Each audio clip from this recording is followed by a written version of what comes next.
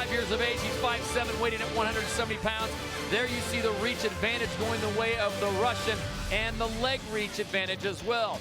𝗟𝗚𝗢𝗘 is 28 years of age and 6 feet 1 inches tall, so he has the length and the range. The power, not on that chart, definitely going the way of Ray Cooper III. For the final time, we send it inside the cage to Joe Martinez. Well, ladies and gentlemen, live around the world from a Hulu Theater here in Madison Square Garden, New York City. We have arrived to the final bout of the evening. 5 rounds for $1 million and the PFL Welterweight Championship of the World. Sanctioned by the New York State Athletic Commission, the executive director is Kim Sembler. Your 3 judges scoring at cage side, 𝗟𝗘𝗥𝗢𝗣𝗘𝗦, Tim Corrado, and Dave Torelli. And when the action begins inside the cage, referee in charge, Todd Anderson.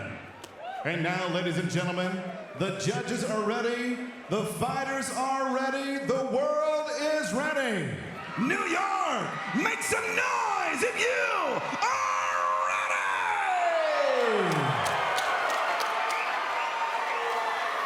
ready! Introducing to you first, fighting out of the blue corner. He's a wrestler standing 6 feet 1 inch tall, weighing in officially 169 3/4 pounds. In 27 professional fights, his record 22 victories and 5 defeats. Here's the number 3 seeded welterweight from Makhachkala, Dagestan, Russia, Magomed Kedimov. And across the cage, his opponent fighting out of the red corner. He's a boxer standing 5 feet 7 inches tall, weighing in officially 169 1/2 pounds. In 22 professional fights, his record 17 victories and 5 defeats. He is the number 1 seeded welterweight from Pearl City, Hawaii, Brother Boy Ray Cooper.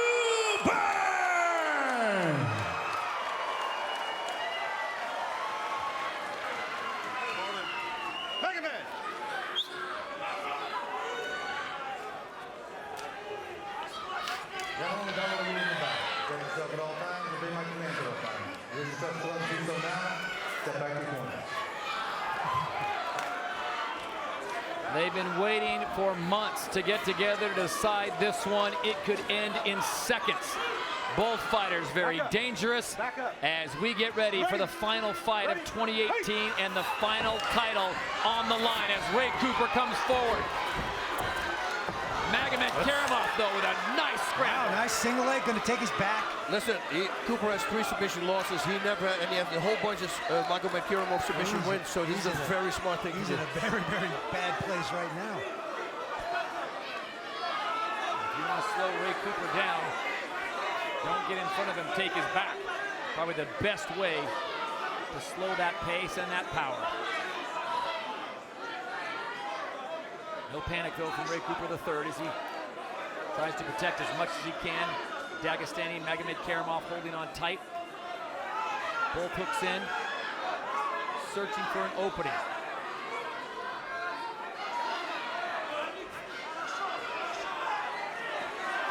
Now 𝗟𝗚𝗢𝗘 going at it. Heavy punches coming in. Trying to sink the choke now, trying to get under the chin. He's close. He's very, very close. It's not underneath the jaw, but still his own jaw can be pulled in the neck. And it hurts like heck. Yep. Trying to find the hands. Ray Cooper trying to find Kirimov's hands. He's got it. And he got him. Wow. Now he's got one of those hands. He's got good hand control now. Kirimov lost one of his hooks. Ray Cooper staying calm.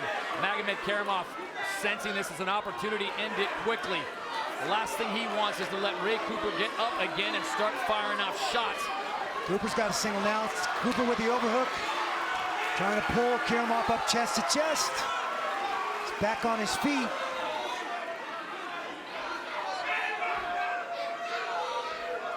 Double underhooks now by Ray Cooper. Very smart.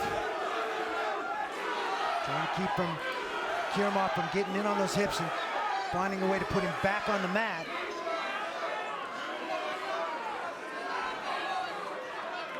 Certainly a smart tactic by 𝗟𝗏𝗥𝗢𝗣𝗏. Didn't stand in front of Ray Cooper, now trying to get him back to the ground as Cooper fires off an undercut. No damage done.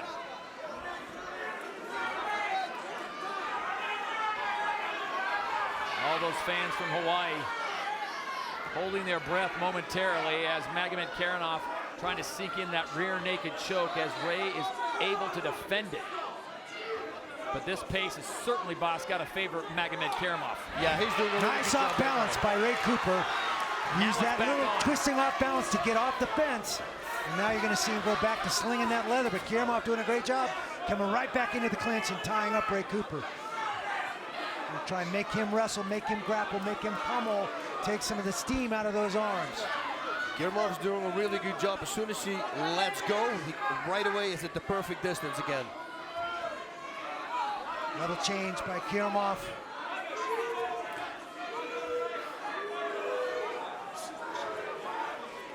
The attempt there by Cooper. Nice one delivered by 𝗟𝗏𝗥𝗢𝗏.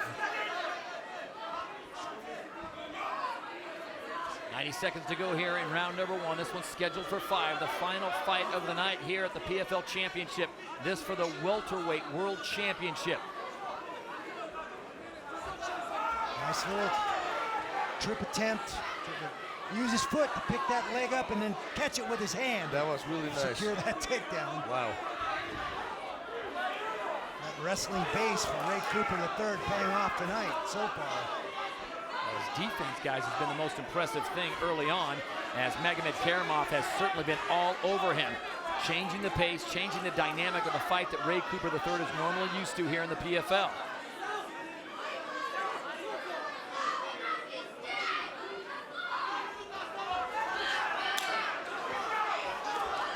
And now back to the center of the cage.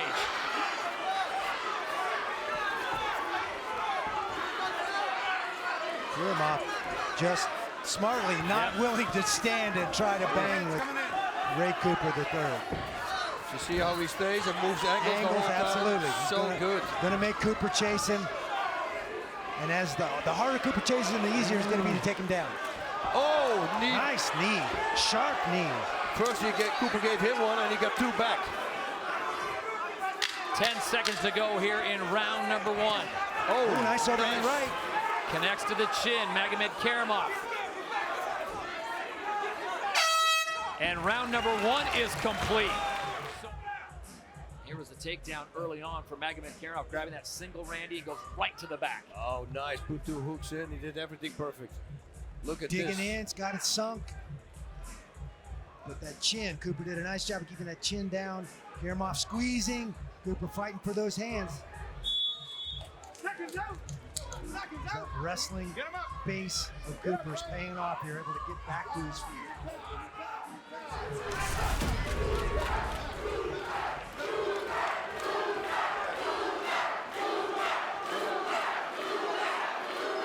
Partisan crowd at the Hulu Theater at Madison Square Garden. Ray Cooper III bringing close to 80 people here from the island's family and friends. Back to how he likes to fight. 𝗟𝗏𝗥𝗢𝗏 showing great footwork, moving laterally, guys, getting away from those big punches that Ray's going to fire off. He's doing a great job with the front kicks, keep him at bay, long straight punches, and then his distance is perfect as well. So, and as you mentioned, the angle, he's doing everything right. It looked like a headbutt almost, right? He fell into that third punch. It landed, but 𝗟𝗏𝗥 doing a great job of being a moving target. He is not going to stop moving.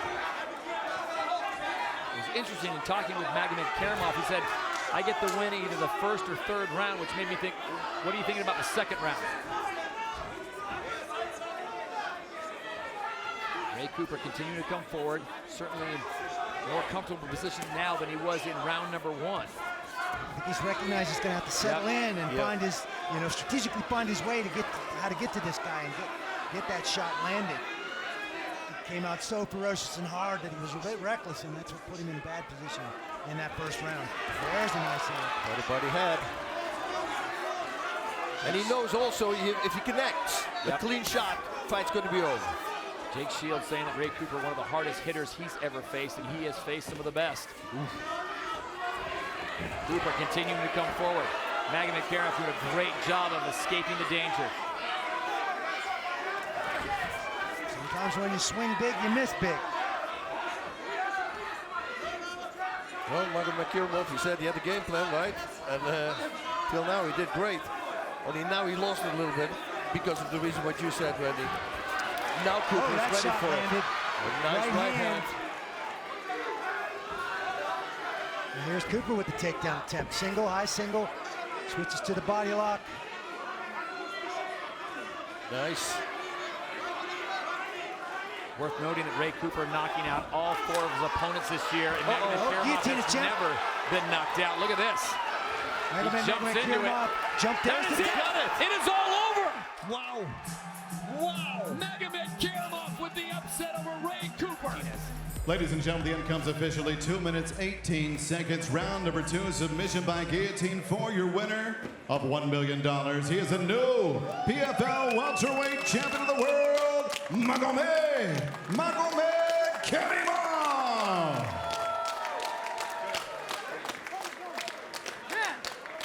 Finished. Here's our tail of the tape. The height advantage, obviously, for Damon Jackson does not translate to all that significant of a reach advantage. Will it come into play here, Randy? Well, it's going to be interesting to see Mokhnatkina's approach to Damon Jackson. His first time in the U.S. He's been here about 3 weeks. It's really going to be interesting. Fight fans, this next bout is scheduled for 3 rounds in the featherweight division. Introducing first, fighting out of the blue corner. He is a wrestler, standing at 5'6", weighing in 146 pounds. He is the only undefeated fighter in the featherweight division with a record of 13-0. Fighting out of Dagestan, Russia, here is Mowgli the Killer 𝗟𝗡𝗏𝗡. His opponent, fighting out of the red corner, he is also a wrestler, standing at 5'11", weighing in 145 pounds. In 20 professional bouts, he has a record of 16 victories, 2 defeats, 1 draw, and 1 no contest, with 12 wins by submission. Fighting out of Dallas, Texas, here is Damon the Leech Jackson. Your referee in charge, Steve Rita. 3 5-minute rounds of featherweight action here in Long Island, New York at NYCB Live. Mowgli 𝗟𝗡𝗏𝗏𝗡 in the green shorts. Damon Jackson, the American, in the silver. Are you ready? Let's fight. No touch of the gloves here. Front kick to start things from Damon Jackson. Oh, huge knee! Dropped it with the flying knee. Oh my gosh! Mowgli 𝗟𝗡𝗏𝗏𝗡 with a flying knee knocks out Damon Jackson and makes a statement in his Professional Fighters League debut. That was perfectly timed. Watch this setup. Front kick attempt. He just reads him. Jumps her. Wow! His head snaps back like a Pez dispenser. Devastating knee from Mowgli 𝗟𝗡𝗏𝗏𝗡, and the hype is real. But look at Mowgli. He's just so confident, so comfortable. Watch, he can follow that up. Most fighters would. But he recognizes it, he reads it, he looks at the ref. Do I need a finish or are you going to step in here? That's perfect. Perfect technique, perfect control. That guy is a fighter. He has experience. Whoa. Well, at fighter meetings, we asked him, how do you get a name like Killer when you're training with a bunch of killers in Dagestan? That's how.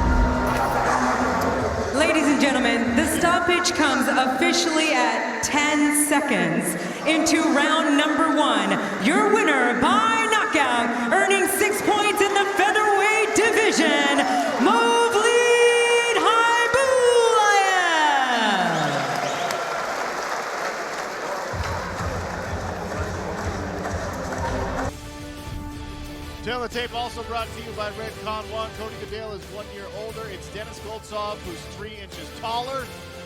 Goodale weighed in at 253, 247 for Goltsov, who's got a reach advantage of 2 inches on the arms, 1 inch on the legs. Lillian Garcia, let's go. This fight, ladies and gentlemen, is in the heavyweight division, so get fired up, because it's about to get real. Introducing to you first, fighting out of the blue corner. He is a freestyle fighter, standing at 6'2". He weighs in officially at 253 1/4 pounds. In 13 professional fights, he has a record of 8 victories and 5 defeats. Fighting out of Riverside, California, here is 𝗘𝗨𝗥𝗢𝗣𝗘.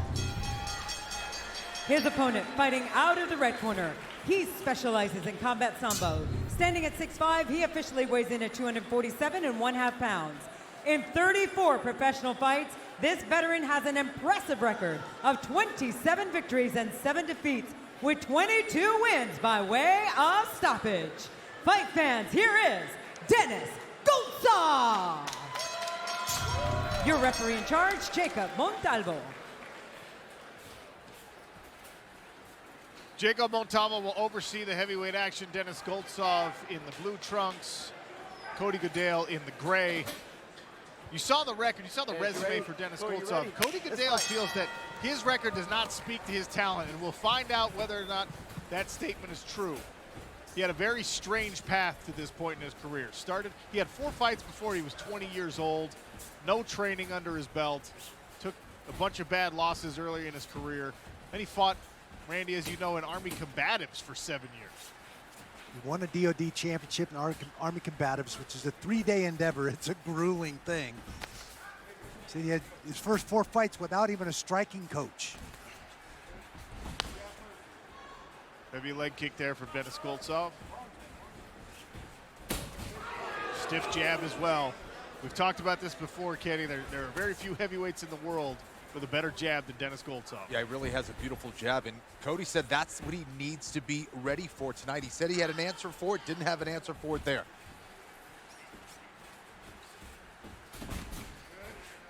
Goodale tries to go to the body.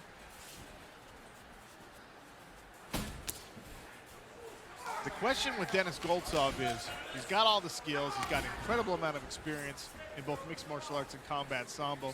So what has stood in his way? He just hasn't been able to pull the trigger in some of those semifinal fights, and he hasn't made it to a championship because of it. So, yeah, I think it's been more mental for Denis Goltsov. Exactly what I was going to say. Yeah, he's so talented, has so much potential, but you know, when he starts to become the nail a little bit, he starts to fade. Beautiful takedown there by Goltsov.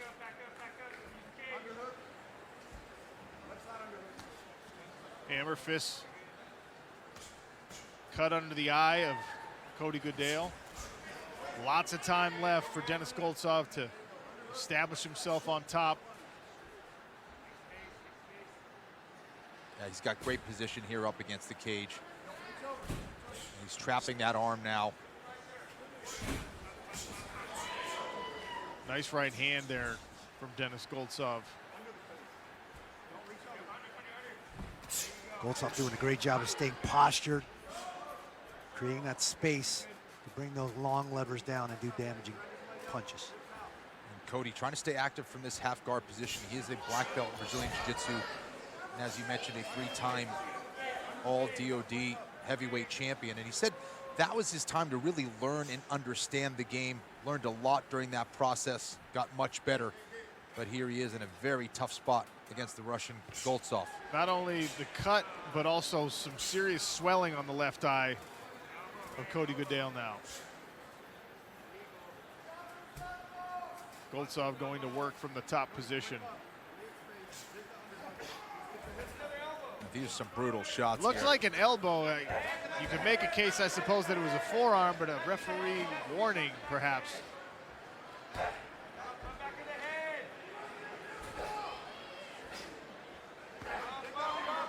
Definitely looked like a forearm strike to me, but it was borderline for sure, and you need to be careful. And the referee steps in. He had seen enough. 𝗘𝗨𝗥𝗢𝗣𝗘 not improving position, and the referee waves it off. Denis Goltsov, a quick 6 points for that first round finish. And it was all Denis Goltsov. Yeah, that's right. There's that crazy jab there from Denis Goltsov. On point yet again. Here's a nice takedown. A little outside trip.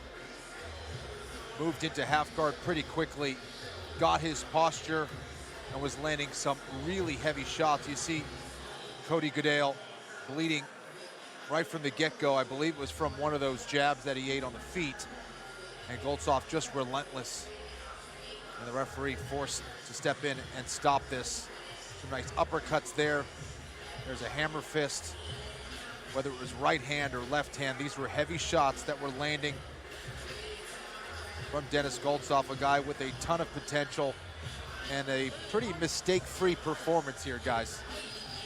An efficient way to earn 6 points, which will give him top placement in the heavyweight standings for now.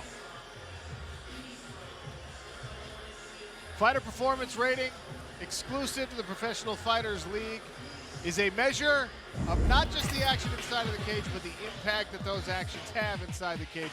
And the only way, Randy Couture, to score a perfect 100 is to get a finish, and Denis Goltsov, of course, did. Absolutely. Lillian Garcia makes this one official. Ladies and gentlemen, the stoppage comes officially at 3 minutes and 20 seconds of round number 1. Your winner by TKO, earning 6 points in the heavyweight division, Denis Goltsov!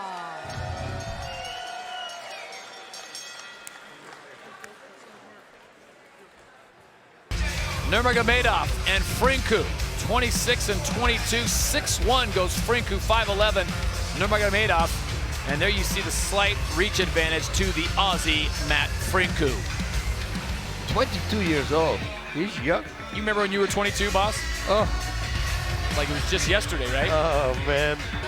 Ladies and gentlemen, this fight is brought to you by Alienware, the ultimate gaming experience. We're scheduled for 3 rounds in the World Series of Fighting welterweight division. And now introducing on my left, fighting out of the blue corner, his record, impressive. 7 victories with only a single defeat. 4 wins coming by way of knockout, 2 by submission. Standing 6 feet and 1 inch tall, weighing 170 1/2 pounds, fighting out of Tempe, Arizona, by way of Gold Coast, Australia, introducing the Thunder from down under, Matt Frinku.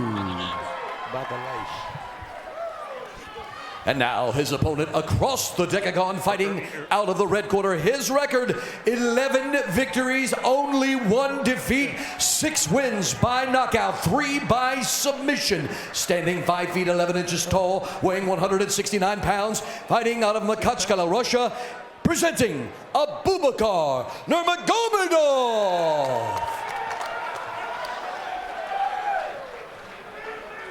Your referee for this fight is Mark Smith. So Mark Smith in charge of the action in this welterweight bout, scheduled for 3 rounds. 𝗟𝗏𝗡𝗦 in the blue trunks, Frinku in the black with the red trim. I have a feeling this is not going to go to distance. Abubakar, ready? Fight's on. It's going to be an explosion. Both very talented fighters, excellent athletes. We'll see how Frinku handles the pace that 𝗟𝗏𝗡𝗦 usually throws at fighters. Put it out there. Bring it back straight. Bring it back straight. Chase him, Matt. Cut it off. Cut it off. And this is something that Abubakar does a lot of times. He measures this fighter for the first 20 or 30 seconds, and then he unleashes. Very smart. He lets him throw. Figures out the reach of his opponent. Very smart thing. I like to do it as well. I put my hands down, so they're going to go for my head. Yep.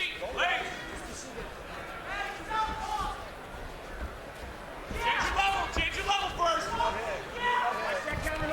And there it is, as Abubakar getting the first takedown of the fight, and he is very lethal on the ground. Wow. Frinku on a scramble.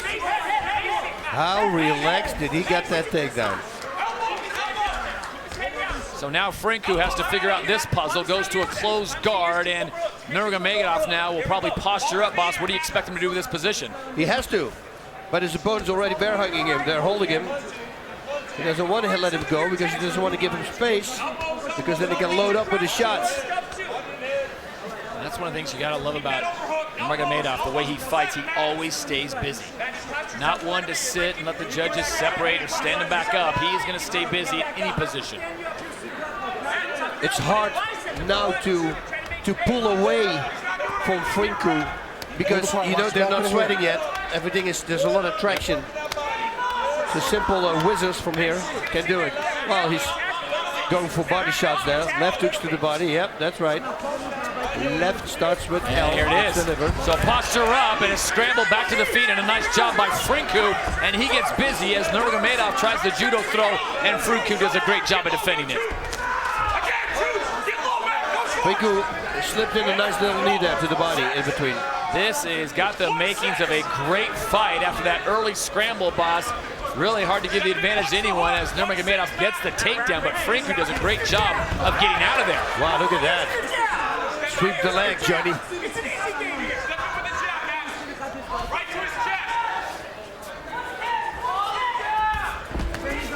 Straight right coming from Nurmagomedov.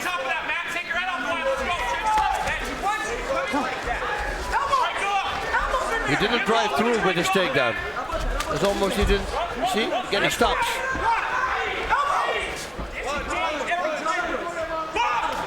Oh, big looping right from Frinku when he gets caught by Nurmagomedov.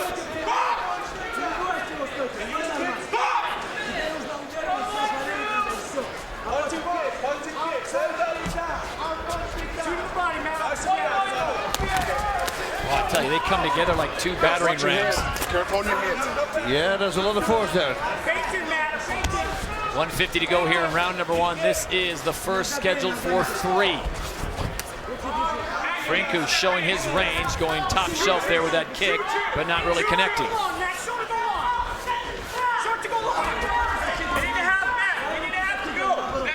Yeah, they're still trying to figure out the range. It's still not there. Just a 1-inch reach advantage to Frinku at 74 to 73, but his kicks really devastating. And another nice takedown by Abubakar. Can he keep it there? Yep. Boy, Abubakar has no problem coming right back in and engaging. Does not fear the up kicks of Frinku. Puts him up against the fence. But he has to start unloading now. He's looking for an armbar, I think. On the right arm. Oh, sorry.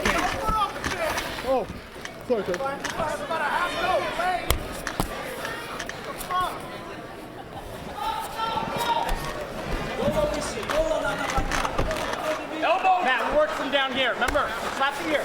He's just holding it there. Watching Frinku look up at the big jumbo screen in the corner, seeing exactly what his position's like, and he knows it's not good right now as Nurmagomedov has just pushed him up against, really almost compacted him up against the cage and has him almost folded in half, and Frinku trying to catch his breath, but he's taking those body shots again as Abubakar continues to go to work first on the left and then on the right.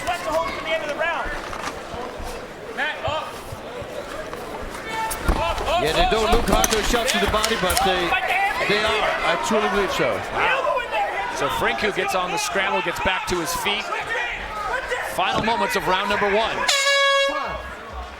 The way these guys came off their stools in their corners, they do not look to have a problem with cardio or fitness in this fight. These guys don't.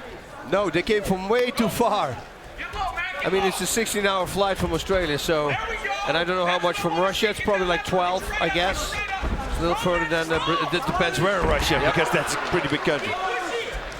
So it's Australia versus Russia, and it is Nurmagomedov right now in the top position with the blue trunks, almost getting caught with the right foot of Matt Frinku with an up kick. Yeah, that was nice. Frinku now closing his guard, trying to get some work done and controlling the head of Abubakar. Look at this.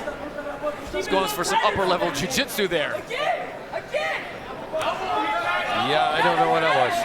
Abubakar, hold your position. I'm going to stand you up.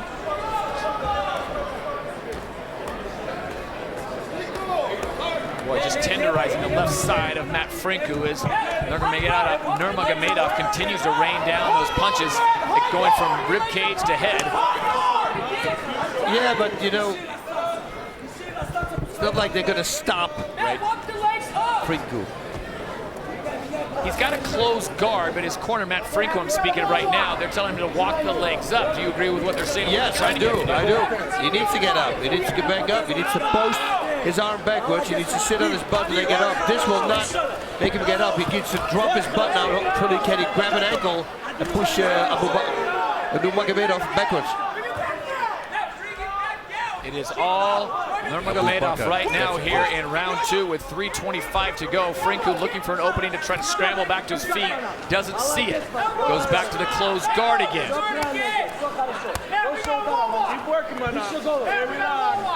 And again, the corner of Frinku calling him from the wall walk. Boss, he's got to disengage that closed guard, get his feet underneath him, and then just try to push off and hope he doesn't get caught. Exactly. That's what he needs to do. Open the guard. He's got to move to the side. He needs some space.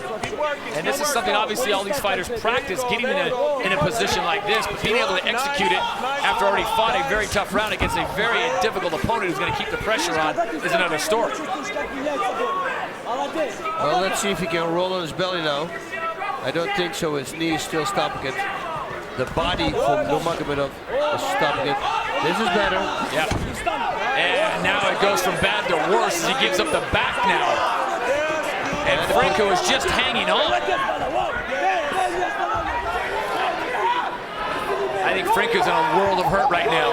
Yeah. Nurmagomedov is doing great. Just continuing to put the pressure on. Now those big punches are going to the face. He's having a hard time deflecting those blows as he rolls back into it. It might be the best thing for him because giving up the back to a powerful fighter like Abubakar is no place to be, and this is going to go very wrong here in a second. Yeah, they're going to stop the fight if he doesn't do anything. He needs to improve his position. That's it. That is it.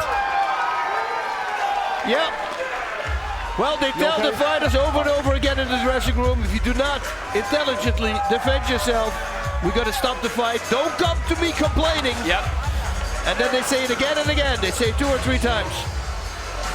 But, boss, what could he have done? I mean, Nurmagomedov was just teeing off. He had taken the back. Frinku was apparently, he had been caught a few times. It just did not look like he was responding. Nurmagomedov just unloaded. Look at this. It's on him. You know, it's like a wet suit. Hanging, no space, put the hook in there right away. That's a 175-pound wet suit. Look, and with his right hand, he's stopping the right arm from his opponent so he can hit him.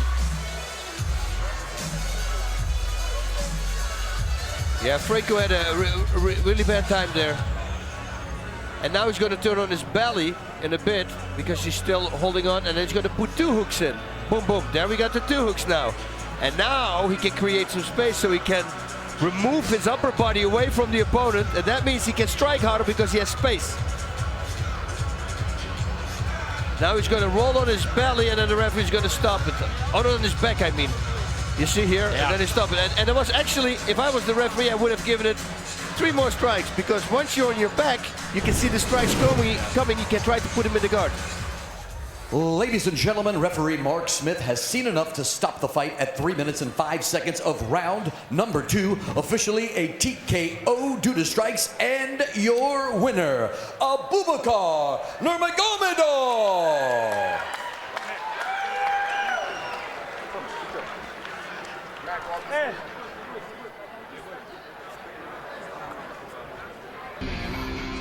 Tail the tape brought to you by Bud Light. Logan Storley, 1 year older than Shamil Musaev. Musaev is 1 inch taller.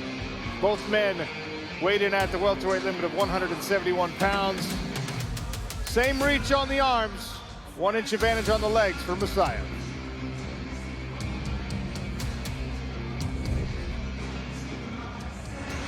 So the keys to victory for this one, for Logan Storley, is pretty obvious. Wrestle early, smother in pressure, and volume striking, especially when he's clamped onto his opponent. Keep making contact with punches. For Musaev, low kicks, hard low kicks, and then spinning attacks as well. We know he's got a variety of lethal spinning techniques. If this fight does hit the floor, getting in top position will be difficult, but if he can get there, get to crucifix and pin the shoulders to the mat.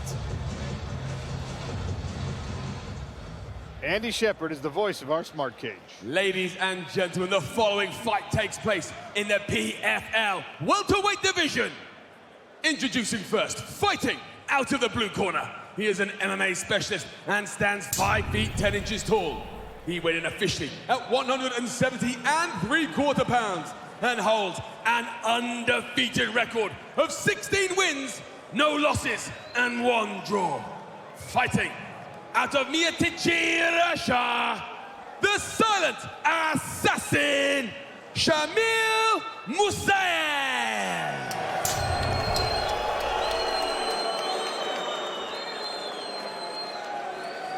And his opponent, fighting out of the red corner. He is a wrestling specialist and stands 5 feet 9 inches tall.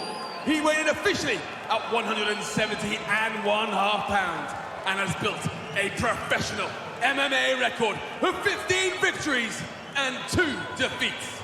Fighting out of Webster, South Dakota, he is the former Bellator interim welterweight champion, Logan Storm Stålny.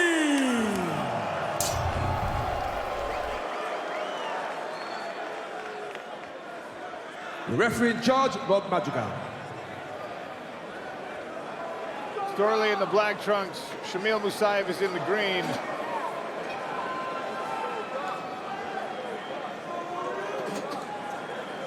Points at a spot in the welterweight standings will be contested here.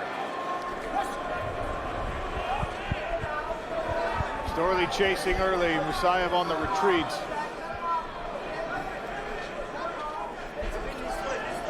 Randy, you mentioned Stålny's incredible wrestling credentials. Shamil Musaev, no wrestling slouch. Yeah, a couple of medals at the Russian National Championships. And an under-23 World Championship. That's an age group championship. Didn't say what style that was, whether it was Greco or freestyle, but that's the 2 Olympic styles. So absolutely correct, Sean. No slouch to wrestling. Loves to throw spinning attacks, and Stålny's going to try and crowd those. And so the Wushu Sanda background of Musaev is really where a lot of his explosive striking attacks come from. But Wushu Sanda does have takedowns as well. Look at Stålny's corner. He does train down at Kill Cliff. Rob Lawler, who we saw earlier tonight, is back. Pull him off the cage. Yep. Stålny from that small town in South Dakota. Same small town as Brock Lesnar. Both of them, of course, greats at the University of Minnesota. Separated by about 16 years. Yeah, so there's something in the water in Webster, South Dakota. Bottle that and sell it.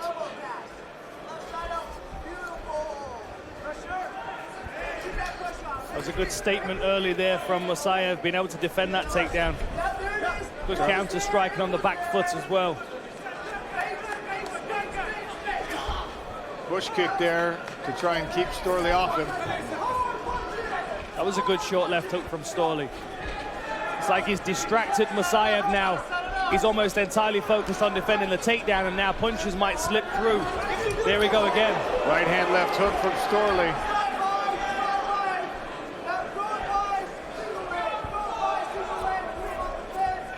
And a knee. Good jab from Musaev.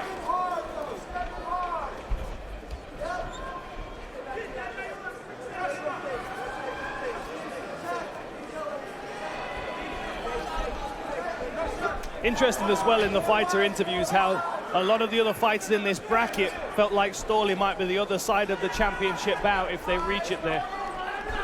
Always interesting to see what everybody else in the bracket thinks is the championship's going to look like. Of course, at the beginning of the season, every fighter thinks they will be in the championship. So I asked them, who do you think you will have to face in the championship?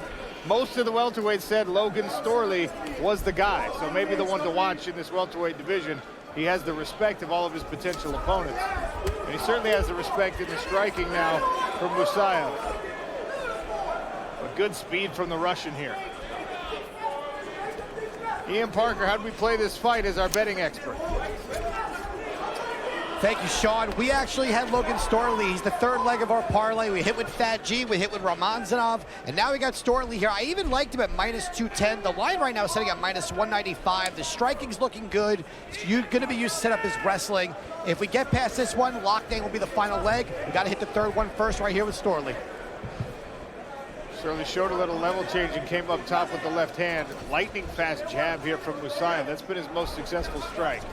And I think that's the key for 𝗘𝗨𝗥𝗢𝗣𝗘. He's got to keep wrestling on the table. He can't just turn this into a striking match. He's got to threaten those takedowns, use those head fakes and level changes to keep Musaev off balance. Ooh, big spinning kick. Dug that right into the midsection of Logan 𝗘𝗨𝗥𝗢𝗣𝗘, who lost his balance there. Now, nice flying knee. In the right hands, Musaev smelling some blood, he thinks. And this would be a huge statement to the rest of the bracket, especially given the fact that it's Logan 𝗘𝗨𝗥𝗢𝗣𝗘 that everyone thought would be in that championship bout. I think he's still hurt to the body as Right. 𝗘𝗨𝗥𝗢𝗣𝗘. Oh, nice. Angle uppercut, lancing left there from Musaev. Jab to the body now. Yeah, 𝗘𝗨𝗥𝗢𝗣𝗘 is discombobulated still. Right hand landed there for 𝗘𝗨𝗥𝗢𝗣𝗘 though, and now Musaev looked a little wobbly for a moment. Oh, right hand. That was sharp. Right as 𝗘𝗨𝗥𝗢𝗣𝗘 came onto it. Oh boy, big shots. Nasty combination here from Musaev. Some blood over the right eye of 𝗘𝗨𝗥𝗢𝗣𝗘. Another right hand and a left hook. What is keeping Shamil Musaev with the knee in these final 10 seconds. A left hook again, and another, and a right hand to 𝗘𝗨𝗥𝗢𝗣𝗘's legs are gone. Wow, saved by the bell. Holy cow. This is what started it off, a power back kick. Turning side kick, back kick, whatever you want to call it. Fires right into the ribs, and that was what started the cascade. You can see Peter Murray there watching on, seeing these punches thunder into the opponent. Look at this combination here. Really crisp striking. A nice variety as well. Touching with one, powering through with the next. Tried to put him away at the end of this round, but 𝗘𝗨𝗥𝗢𝗣𝗘 was saved by the bell. There's the legs. You can see the legs wobbling right at the end of the round. You don't build a collegiate wrestling record like Logan 𝗘𝗨𝗥𝗢𝗣𝗘 did. You're not a 4-time All-American unless you have a significant reserve of grit as an athlete. Logan 𝗘𝗨𝗥𝗢𝗣𝗘 is going to have to dig deep here. He was given that 1-minute break. We'll see how this round starts. Shamil Musaev in the green, Logan 𝗘𝗨𝗥𝗢𝗣𝗘 in the black. 𝗘𝗨𝗥𝗢𝗣𝗘 with the pressure now. Now he really needs to close distance, and he doesn't want to be walking on. Oh, he walked onto a right hand! Wow. 𝗘𝗨𝗥𝗢𝗣𝗑 is in trouble again! Musaev almost a full mount there, but 𝗘𝗨𝗥𝗢𝗣𝗘 trying to scramble. Oh, it's over! Shamil Musaev face plants Logan 𝗘𝗨𝗥𝗢𝗣𝗘! Wow! Holy moly. He is a scary dude. Wow. What a win for Shamil Musaev!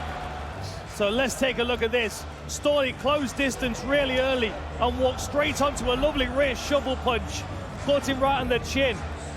Musaev circled around to the back, lands a few more shots.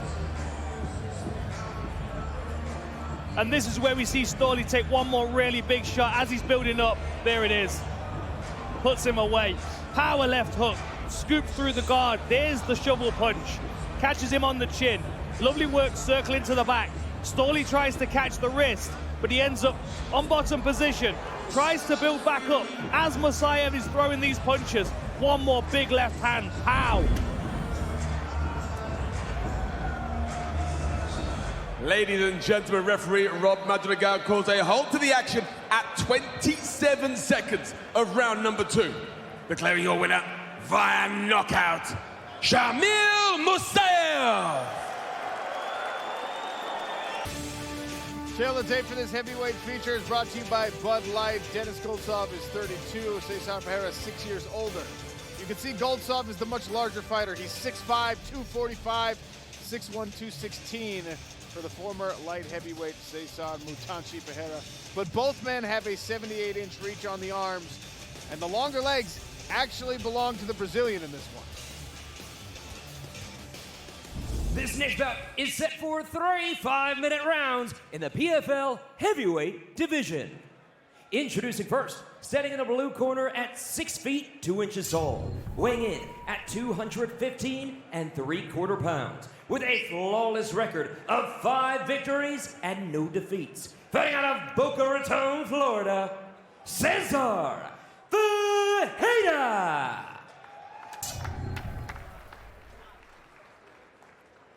And his opponent standing in the red corner at 6 feet 5 inches tall, weighing in at 245 1/2 pounds, with a record of 29 wins and 7 losses. Fighting out of St. Petersburg, Russia, he is a 2-time PFL semifinalist, Denis Goltsov. Your referee, Mark Smith. One of the best in the business there, Mark Smith. He'll oversee the heavyweight action. Denis Goltsov, blue trunks. 𝗟𝗘𝗥𝗢𝗣𝗘 in the gray. This is a regular season bout in the heavyweight division, finishing the first half of the regular season in that weight class. Southpaw stance for the Brazilian.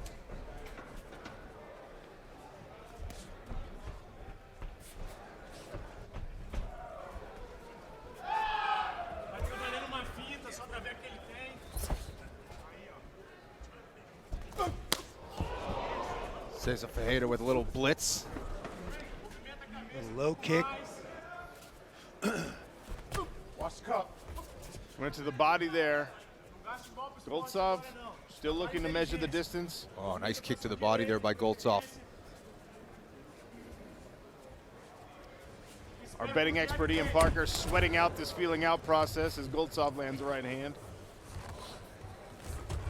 Yeah, Goltsov really had a great attitude towards this late opponent change. He's like, you know, I'm just happy to be here. I had some visa issues. I'm used to getting different opponents. Coming in here very positive, looking pretty sharp so far. Goltsov looking to trip. I think he's got an arm in a 2-on-1 tied up. Nice kick. Goltsov coming out of the clinch.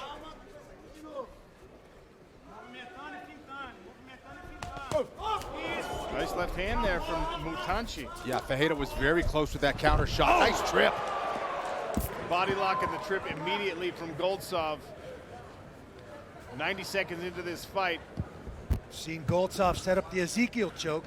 Looks like he might have been trying to play with that.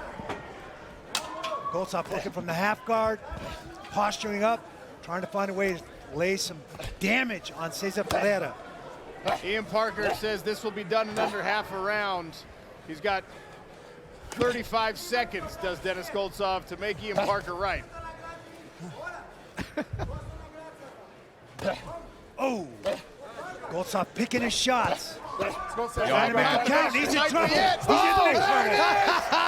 Ian. Parker was right. I told you, man, that ground and pound, absolutely nasty. Stay here, it's over. Wow. Quick 6 for Goltsov. Ladies and gentlemen, a referee, Mark Smith, calls a stop to this bout at 2 minutes and 7 seconds into the first round, declaring your winner by knockout, earning 6 points in the PFL heavyweight division, Denis Goltsov. An overjoyed Denis Goltsov there. Calm down, Dennis. Randy, let's watch. Tail of the tape brought to you by the United States Marine Corps. Both of these fighters are 30 years of age. 𝗟𝗪𝗥𝗢𝗣𝗘 is the taller man at 6'1". Both weighed in at the welterweight limit. Reach advantage favors 𝗟𝗪𝗥𝗢𝗣𝗘 in both the arms and the legs.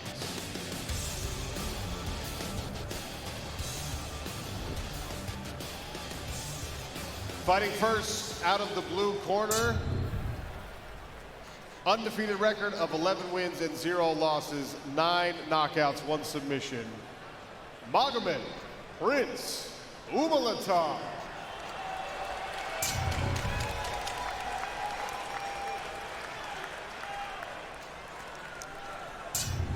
His opponent in the red corner carries a mixed martial arts record of 18 wins, 3 losses, 7 by knockout, 5 submission victories. For the Jordanian Lion, 𝗟𝗘𝗥𝗢𝗣𝗘.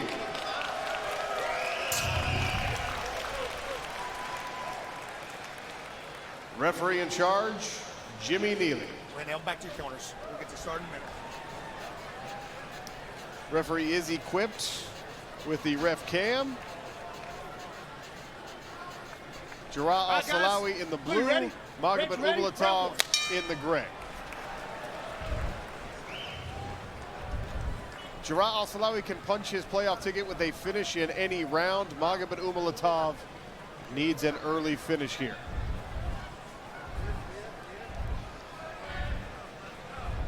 Musaev said he's not going to be reckless. He knows he needs to finish in the first round, but a win is more important. I expect a very exciting fight, but a very technical fight as well. 5-fight win streak for 𝗟𝗚𝗥𝗢𝗣𝗘. Of course, 𝗟𝗚𝗥𝗢𝗣 yet to taste defeat in his mixed martial arts career. Back in season 1, Kenny, you might not remember season 1. It was so long ago. I won a championship that year. You did? In any case, Ghassan 𝗟𝗚𝗥𝗢𝗣, the older brother of Magomed, was part of our middleweight roster that season.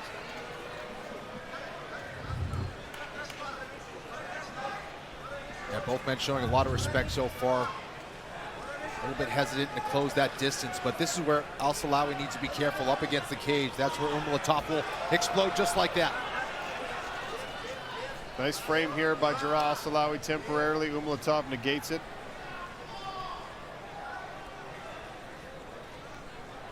It's been a significant layoff for 𝗟𝗚𝗥𝗢𝗣, almost a year since he fought last. I asked if he was worried about ring rust. He said, no, I train at American Top Team. He's been active in the gym, helping other guys get ready for fights. I also asked him what injury kept him out of his first regular season bout. He wouldn't tell me. Said it's a secret. Saw 𝗟𝗚𝗥𝗢𝗣 land a hook. Both men very careful with their strike selection here. As you mentioned, Kenny, respecting the power of their opponent. And 𝗟𝗚𝗥𝗢𝗣 loves to move forward, but he has a lot of respect for the counter ability of 𝗟𝗚𝗥𝗢𝗣. 𝗟𝗚𝗥𝗢𝗣 throws some excellent counters, both with his hands and that knee. Put your fingers, guys. Musaev said he wants to use his wrestling defensively and keep this fight in a standing position.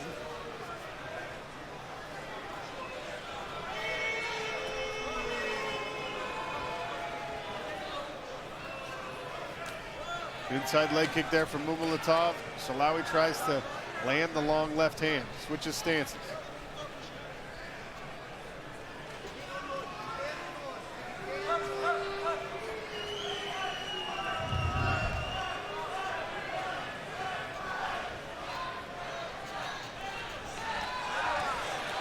Nice clinch and a knee there from 𝗟𝗚𝗥𝗢𝗣.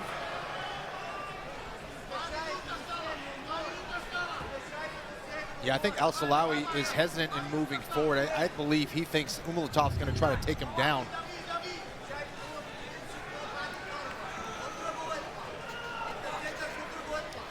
As a kickboxer, it becomes an issue, right? You get too carried away striking, and it makes it easy for that guy to change levels, get under you, and get to your body and take you down. 𝗟𝗚𝗥𝗢𝗣 through the combination there. The hook landed at least partially. Interesting that 𝗟𝗚𝗥𝗢𝗣 would fear the... Oh! Nice little back fist there by 𝗟𝗚𝗥𝗢𝗣. That rocked out. Oh! He's out! He's out! 𝗟𝗚𝗥𝗢𝗣 out cold! 6-point first round finish for Magomed 𝗟𝗚𝗥𝗢𝗣. Did exactly what he wanted to do. It was all set up by a very short back fist, guys. Wow, it stunned 𝗟𝗚𝗥𝗢𝗣, and then that right hand finished it off. My goodness, what a knockout. Well, here it is. They were very patient throughout this fight. There's a nice kick, and look at this little back fist. Dropped him to one knee. That stunned him. 𝗟𝗚𝗥𝗢𝗣 going for the kill. Beautiful right hand right on the button. Put 𝗟𝗚𝗥𝗢𝗣 out for good. My goodness. Little back fist. It doesn't have to be a big shot. It just has to be an accurate shot. And 𝗟𝗚𝗥𝗢𝗣 never saw that punch coming. He was trying to get his bearings. He was trying to circle away from power, but that right hand finished the job. You see the legs go stiff for 𝗟𝗚𝗥𝗢𝗣. Snaps a 5-fight win streak for 𝗟𝗚𝗥𝗢𝗣 and keeps the O intact in the loss column for Magomed 𝗟𝗚𝗥𝗢𝗣. Just kind of dips and goes up and over the hands of 𝗟𝗚𝗥𝗢𝗣 as he was trying to get away. 𝗟𝗚𝗥𝗢𝗣 is now back on the stool, albeit with some help, but that was a nasty one. Here he is. 𝗟𝗚𝗥𝗢𝗣 goes to the body, Just a little back fist right there. Short shot.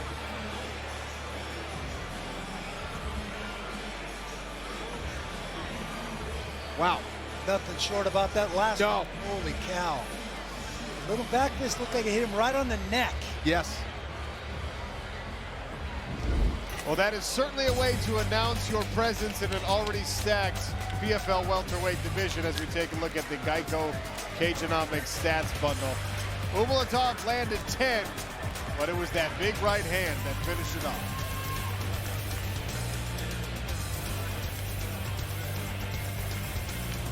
Ladies and gentlemen, referee Jim Neely has called a out to the bout at 3 minutes, 33 seconds in round number 1.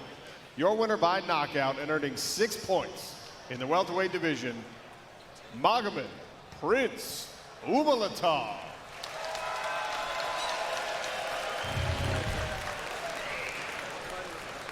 Here is our tale of the tape. Millender 2 years older than the former champion. He is slightly taller and has a 5-inch reach advantage in the arms. Lillian Garcia introduces our fighter.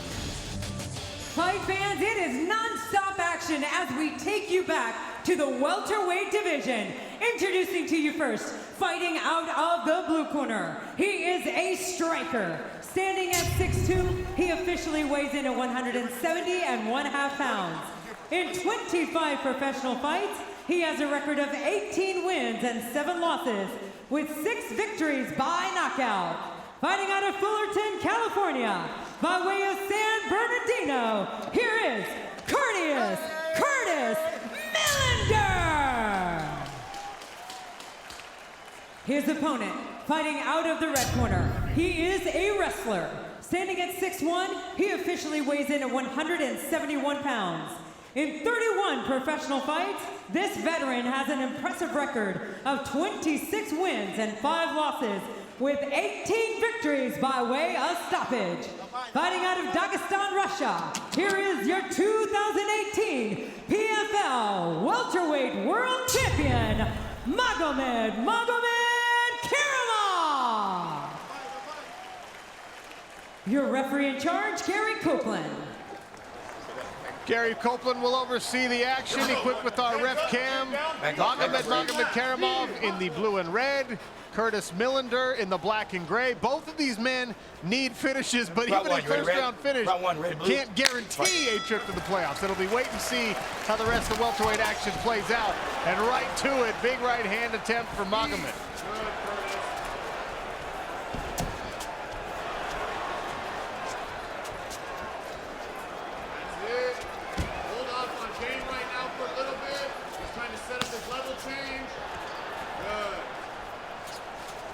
Sadavusi currently in 3rd place in the playoff standings. Oh! Low kick appeared to compromise the leg of Magomed 𝗘𝗨𝗥𝗢𝗣𝗘 there, and another one. It's a little savate kick. He's putting the sole of his foot on the shin of Magomed 𝗘𝗨𝗥𝗢𝗣𝗘, and it locked his knee out. It might have caused him a little knee injury there. Yeah, twice his knee buckled after that kick. Millender tried to scoop one to the body afterward. Magomed still bouncing on that front leg. Keep an eye on the left foot and leg of Magomed 𝗘𝗨𝗥𝗢𝗣𝗘. Yeah, Millender really stomping down very quickly on that lead leg, and that is going to compromise a lot of what Magomed 𝗘𝗨𝗥𝗢𝗣𝗘 wants to do, from punching to trying to shoot in. You can see now Magomed very mindful of it. Drawing his leg away every time Millender feints. That'll change the way Millender sets up his offense here. Interesting development 90 seconds into the fight. Jumping knee attempt there from Millender. Magomed catches him and wrestles him to the cage. There's that takedown ability from Magomed 𝗘𝗨𝗥𝗢𝗣𝗘, and watch him go to work here with his grounded pound. Nice job timing the flying knee, and then that second effort, that second attempt changing the angle to get the takedown. Control posture right now. Trying to set up an Ezekiel choke here is Magomed 𝗘𝗨𝗥𝗢𝗣𝗘. Yeah, that was tight. Oh, you look at goes out! Magomed 𝗘𝗨𝗥𝗢𝗣𝗘 and Ezekiel choke to put Curtis Millender to sleep and secure a first-round finish finish, good for 6 points. Wow. But yeah, he caught that sabot kick right on the front of the shin that bent his knee back and caused the problem. And Millender kept trying to go to it more again. Flying knee. He does a great job of catching the flying knee, not taking it on the chin. Second effort, follows through, keeps his feet moving, and secures the takedown, gets on top position, and then subtly cinches up the choke. 𝗟𝗪𝗥𝗢𝗣𝗘'𝗦 fighting through what may very well be, Kenny, a real knee injury after that stomp. And here comes the Ezekiel setup. Well, this is what I love about it. You know, a lot of times we say these truths in grappling or in fighting. You never want to go for a submission when you're in close guard. Guess what? You can't. This is the second one we've seen. Martin Hamlet did it with the arm and guillotine, and we have an Ezekiel from the top position in guard. So if you're able to get full control over a neck, you can get the finish from any position. This was amazing. That's that Olympic special right there. 𝗟𝗪𝗥𝗢𝗣𝗘 Wow. Taking a page out of that book and putting Curtis Millender all the way out for 6 points. How'd you do in your first fight? Ladies and gentlemen, the stoppage comes officially at 1 minute and 57 seconds of round number 1. Submission by Ezekiel choke, and earning 6 points in the welterweight division, 𝗟𝗪𝗥𝗢𝗣𝗘.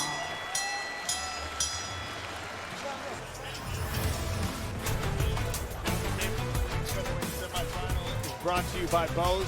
Both of these women 35 years of age. Amber Leibrock is a full 6 inches taller, weighed in at the featherweight limit.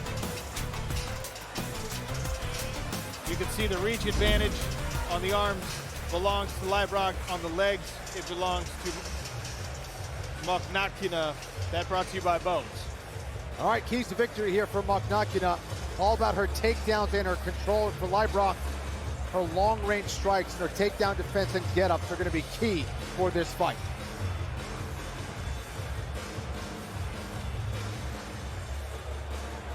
Andy Shepard gets him going. New York City, it's time for PFL playoff action. Who will win and advance to the $1 million championship? We're about to find out. The following fight takes place in the women's featherweight division. Introducing first, fighting out of the blue corner. She's a Muay Thai specialist and stands 6 feet tall. She weighed in officially at 145.75 pounds. In 12 professional bouts, she has earned a record of 7 wins and 5 losses. 5 big victories coming by way of knockout. Fighting out of Hayward, California, she is the number 3 seed. Touch 'em up, Amber Leibrock.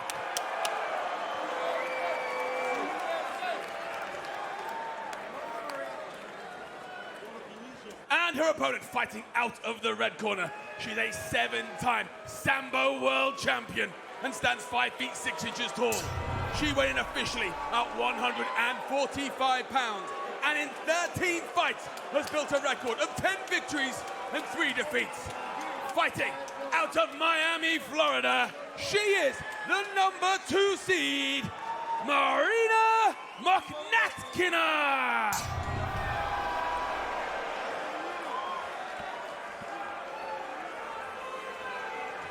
Your referee in charge, Brian Miner.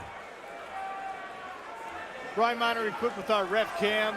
There's Amber Leibrock in the gray, Marina Mokhnatkina in the purple.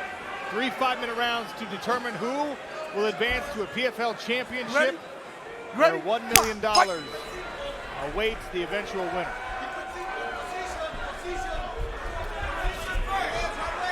Mokhnatkina immediately closing the distance with the double underhooks here from Leibrock. Yeah, great job by Leibrock to change her level and get those underhooks. Nice grip from Mokhnatkina.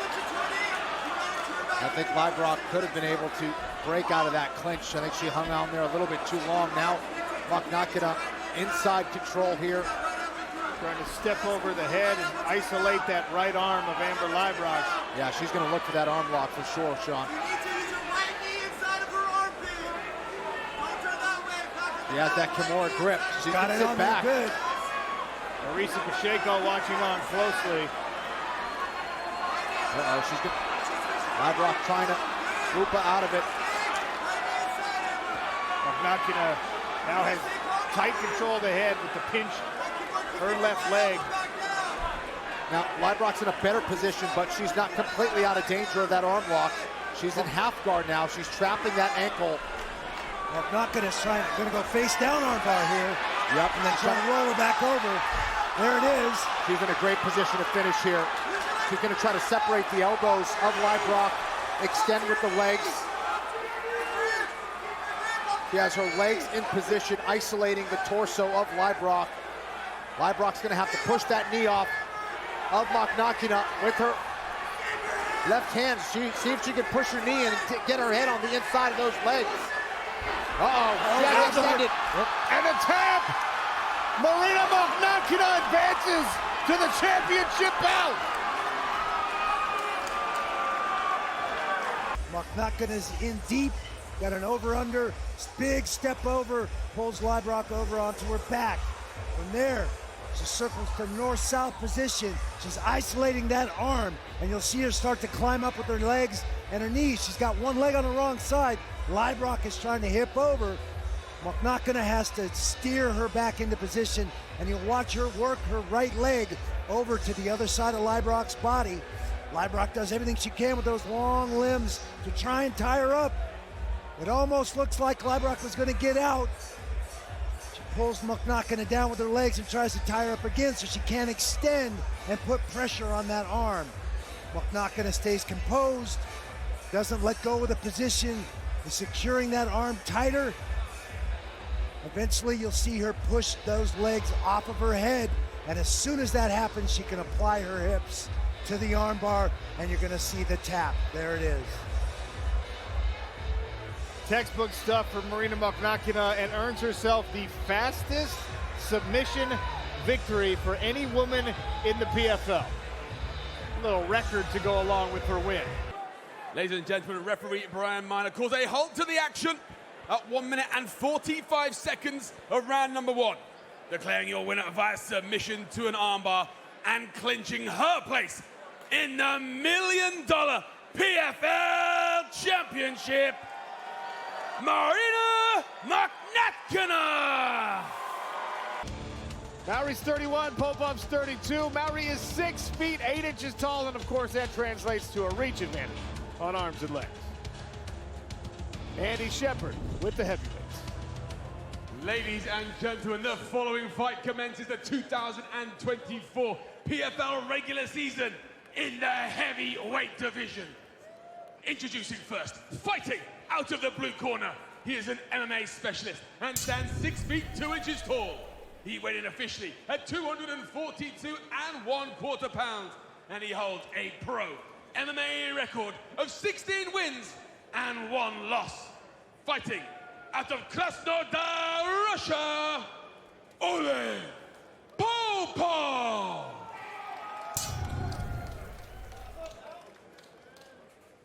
And his opponent, fighting out of the red corner. He is an MMA specialist and stands 6 feet 8 inches tall.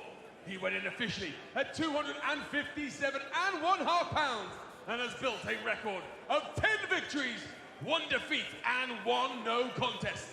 Fighting out of Plantation, Florida, tall Steve Mowry.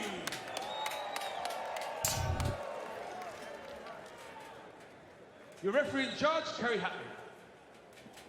Kerry Hatley equipped with the ref cam. 𝗟𝗚 Popov in the blue trunks. Steve Mowry in the black. Tall Steve, one of the more literal nicknames in these sport mixed martial arts. I was going to say, he got real creative with that nickname. But he definitely had the duck just to get in the cage. Right to the center of the smart cage. An exchange of kicks, jab from Mowry. Body kick from the power leg. Now to the leg goes Mowry. Popov tries one to the body. Catches a kick. Now Popov will walk Steve Mowry back into the smart cage barrier right in front of his own corner, which happens to feature one of the greatest heavyweights of all time, Fedor Emelianenko, his coach. Good reversal here of position by Steve Mowry, who, if he can dig those underhooks, he really brings people upright with it, just because of that posture. Да, прижимай, прижимай, прижимай. Вот, твой. Твой, вали. Твой, переводи. Отлично, накрыл. Минута прошла. I don't understand what Fedor's saying, but I don't want to interrupt him because of his status in the sport. That's a smart move by yours. Yes. It was a nice head outside single by Popov. Ran the pipe to put Mowry on his back. Mowry is a black belt in jiu-jitsu. He's certainly capable of protecting himself here. Gilbert Burns awarded him that black belt. He does have 6 submission victories. A lot of those have been from a top position, though. He's going to have to find a way to get himself away from this cage or climb up and use the barrier to help elevate himself. Back to his feet. Nice hand control by Mowry. Popov staying on him like a rat on a Cheeto, not going to let him go. Shut the head. Right back to the head outside single. Yes. Better sprawl here from Mowry. Popov still pursuing that. And now Mowry around to the back. Nice work. Mowry with a hook in. 3 minutes. Don't rush. Let's readjust here. Both hooks in now by Mowry. Very good. Very good, Justin. Hips in, chest up. Stretch it when you can. Mowry's tall enough where he have the hooks in. The back of the head can be on his abs. That's how tall his upper body is. Stretch him out, yeah. He's doing a good job of fighter, yeah. He's doing a great job of really getting his balance and pushing his weight backwards so he can get to the neck when it's time to go for the rear neck and shoulder. Body triangle by Mowry now. And those long legs make that a little bit easier on Mowry, who's able to also put his instep behind the left knee of Oleg Popov as we look through Ghost Cam at the action. The corner of Steve Mowry is impressive in its own right. He's representative of 𝗘𝗨𝗥𝗢𝗣𝗑, one of the great teams training down there in South Florida. Emiliano Sordi, one-time light heavyweight champion in the PFL, in his corner. Also see Greg Jones, one of the greatest wrestlers collegiately that I've ever witnessed wrestle. So.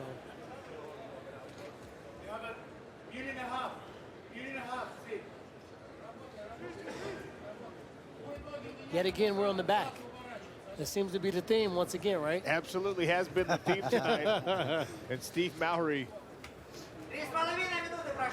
long and big legs wrapped around the midsection of Oleg Popov. I like the small chest match there. He switched the wrist control to get balance so he can post with the opposite hand so he can adjust back and really go for attacking. I think at this point he needs to kind of throw some punches to the side to try to get some openings so he can land the rear neck and choke if he really wants to finish with submission. Face crank right now. Popov still protecting his neck, got his chin in the lock. Switching into that short choke. And that bulldog now. Squeezing hard. Popov trying to punch the face of Steve Mowry on his own back to loosen that up. Mowry elects not to squeeze his arms out just yet.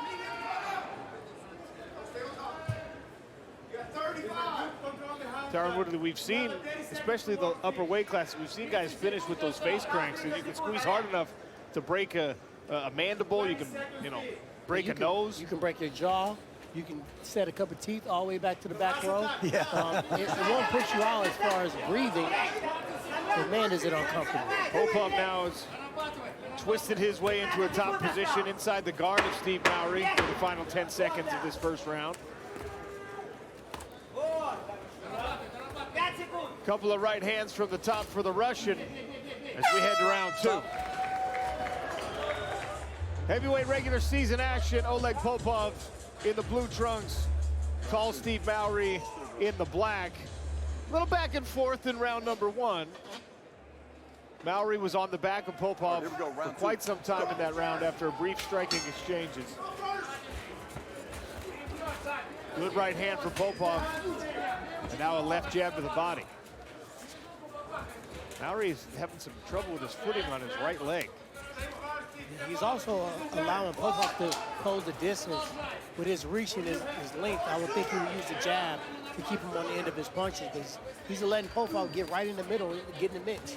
I thought it was interesting that Mauri let Popov reverse him from that body triangle. And I'm wondering if he did something to his leg, blocking that body triangle on there for so long. Maybe he's got a little dead leg or something going on, because it's a bit strange, honestly. Popov has landed a couple nasty left hooks in that exchange before going chest to chest and pressing Mauri to the smart cage barrier. Big John McCarthy, how'd you score round number 1 between these heavyweights? Round number 1's got to go to Big Mauri. When you're taking a look at it, Steve Mauri was able to get that back position. He kept it, the face crank and everything. That's a lot of pain, a lot of pressure. There wasn't a lot of striking, so all of that ground progression, it definitely goes to Steve Mauri. Popov was able to catch the knee attempt there by Mauri and pull him forward. Now Mauri on his back. Popov learned his lesson from the first round. He went to run the pipe the second time and ended up getting reversed. This time he popped his head out, switched over to the double leg takedown, so he ended up on top.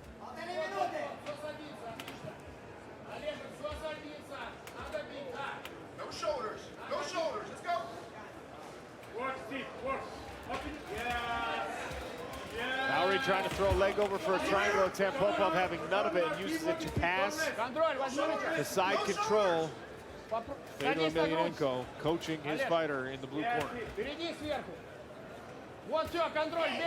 Face-up crucifix by Popov.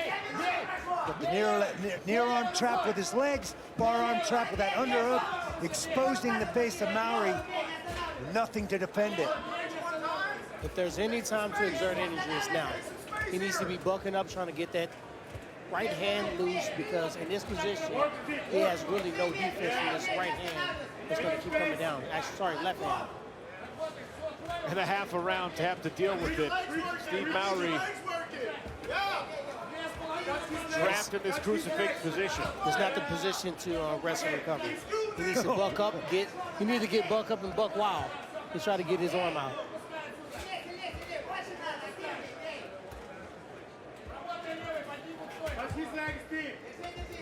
Our betting expert, the Duck, Ian Parker, how do we rate you this one? I liked over 1.5, which we just hit. You know, in this fight, Popov's taken over. Mauri looked good in round 1, but listen, you know, if you're being coached by Fedor, you're not tapping out to anything unless you're going to sleep. Popov's going to finish this fight by the end of this round. Excellent second round from him. Mauri's gas is just gone. Mauri looked a little bit tired when he answered the bell. When he stepped out there, he was already a little bit slow. There's something going on with his leg there. Keep improving. Keep chasing that leg. Keep chasing that leg.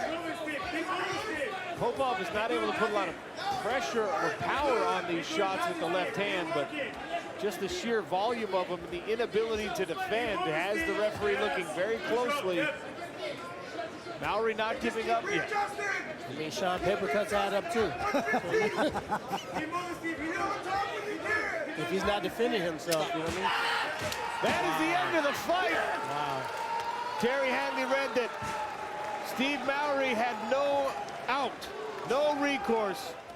5-point finish in the second round for Oleg Popov. I mean, he looked shaky from the jump. He came out. It was no blow that was landed to make his legs wobble. He looked like he was just fatigued. And then he took that body jab right there that really took it out of him. And he allowed Popov to close the distance, get close to him, throw punches. Look at that left hook right there.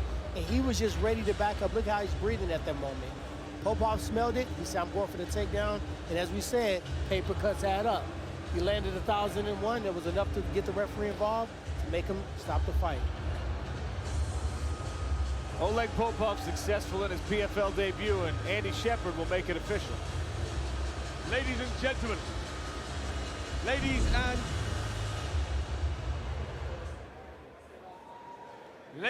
and gentlemen, referee Kerry Hatley calls a halt to the action at 3 minutes and 47 seconds of round number 2. Declaring your winner via TKO, Oleg Popov!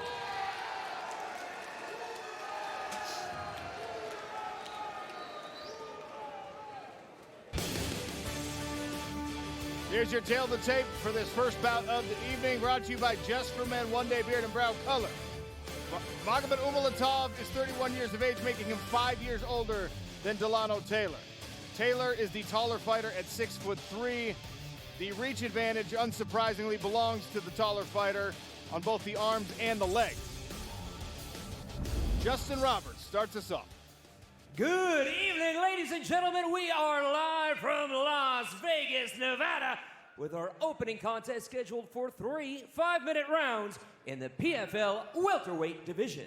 Introducing first, standing in the blue corner at 6 feet 3 inches tall, weighing in at 169 pounds with a record of 10 wins and 3 losses. Fighting out of Miami, Florida, he is a 2022 PFL welterweight runner-up, the Postman, Delano Taylor.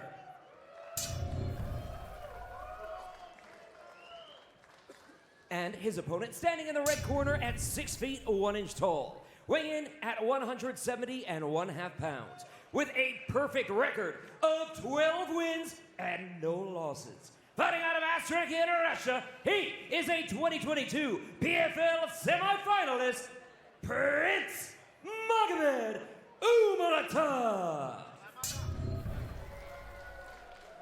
Your referee, Jacob Montalvo. Referee is equipped with ref cam. He'll take us inside the PFL smart cage. Back up, Magomed. There's a look through the ref cam. 𝗟𝗟𝗥𝗢𝗣𝗘'𝗦 in the blue, Delano Taylor in the black and gray. Okay. This is a regular season fight in our welterweight division, which means points on the line. 3 points for a win, bonus points for a finish in any round. That would be 3 bonus points if either of these men can earn a first round finish.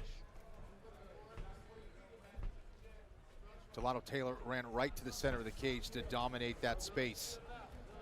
Curious to see if he's going to look to try to back up 𝗟𝗟𝗥𝗢𝗣𝗘'𝗦 here in this one.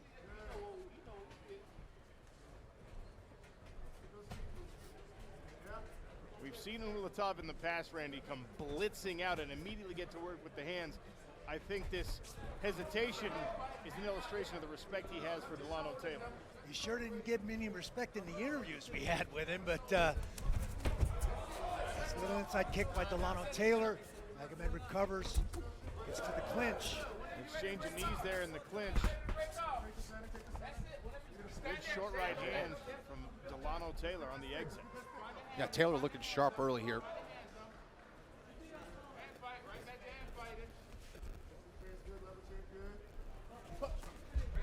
High kick glances off the guard for Taylor.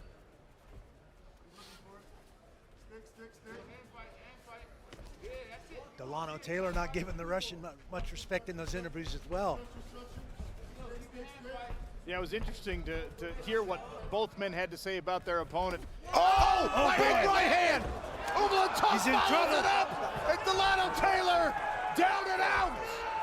Wow, that was fast. A first round finish and 6 points for 𝗟𝗟𝗥𝗢𝗣𝗘'𝗦. Ladies and gentlemen, your referee, Jacob Montalvo, calls a stop to this bout at just 1 minute and 31 seconds of the very first round, declaring your winner by knockout, earning 6 points in the PFL welterweight division, Prince 𝗟𝗟𝗥𝗢𝗣𝗘'𝗦.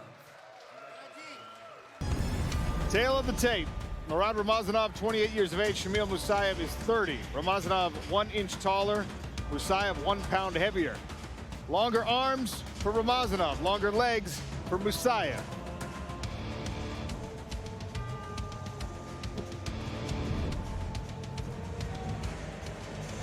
Keys to victory.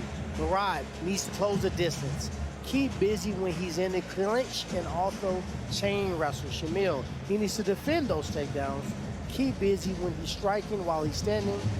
Look for big shots off the clinch because you know he's going to be in close proximity when they takedown attempts. Ladies and gentlemen, the following fight is a welterweight contest in the PFL regular season. Introducing first, fighting out of the blue corner. He is an MMA specialist and stands 5 feet 10 inches tall. He weighed in officially at 170.75 pounds and holds an undefeated professional record of 17 wins, no losses, and a single draw.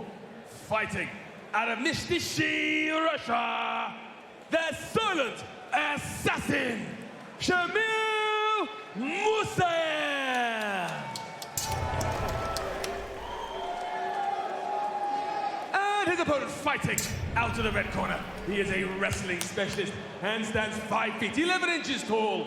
He weighed in officially at 170.5 pounds and also holds an undefeated record of 12 victories, no defeats, and a single no contest. Fighting out of 𝗟𝗘𝗥𝗢𝗣𝗘, Russia, Timur Khizriev.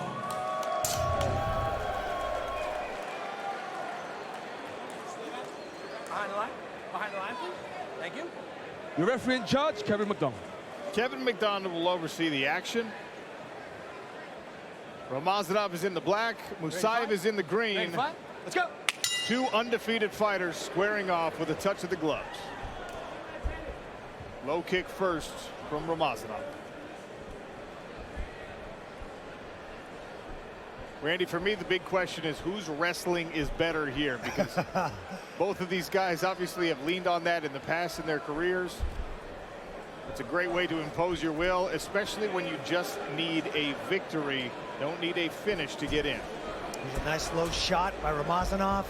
In deep, trying to change off to the double. Shamil using that hand control. The whizzer on one side, controlling the wrist on the other side.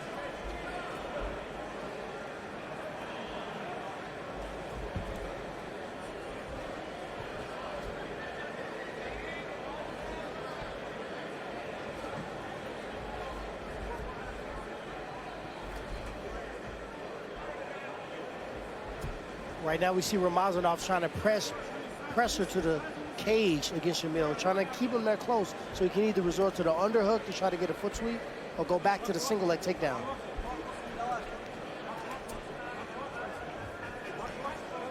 Don Madge is looking on. He's still in a good playoff spot despite the loss earlier tonight. The only thing that can keep him out is a draw in this fight. If these guys fight one another to a draw, then Madge still has to sweat it out. A decisive victory for either man, and Madge will be clinched and potentially fighting one of them, likely the winner in the future.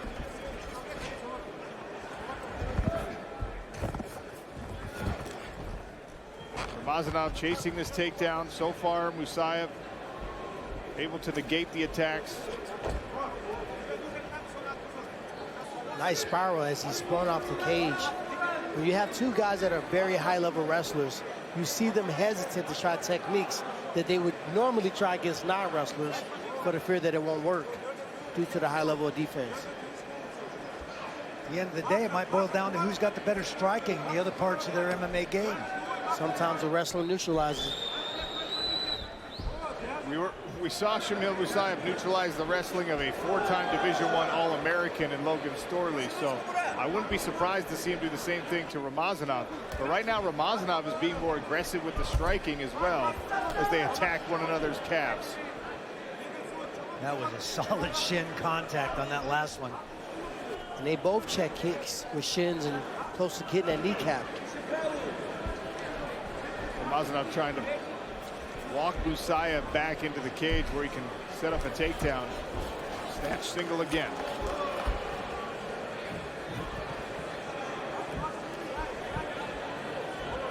Another interesting theme that seems to develop when we speak to the camps in these fighter meetings is these Russian guys, they don't want to fight one another all the time. They don't like the idea that they have to go Russian versus Russian in the regular season. In the playoffs, where it's an elimination situation, they don't seem to mind, but I wonder if that's in the mind of either of these guys. When it comes out to $1 million, you got to be ready to fight your dad, your cousin, your neighbor, or the person that bags your groceries.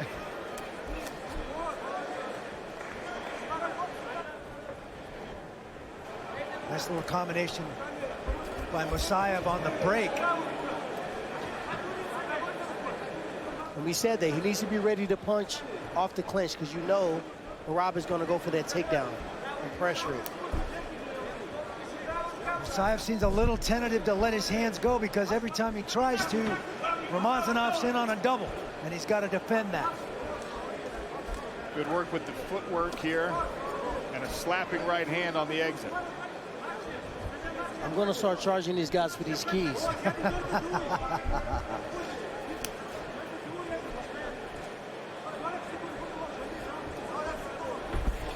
Spinning attack misses for Shamil Musaev.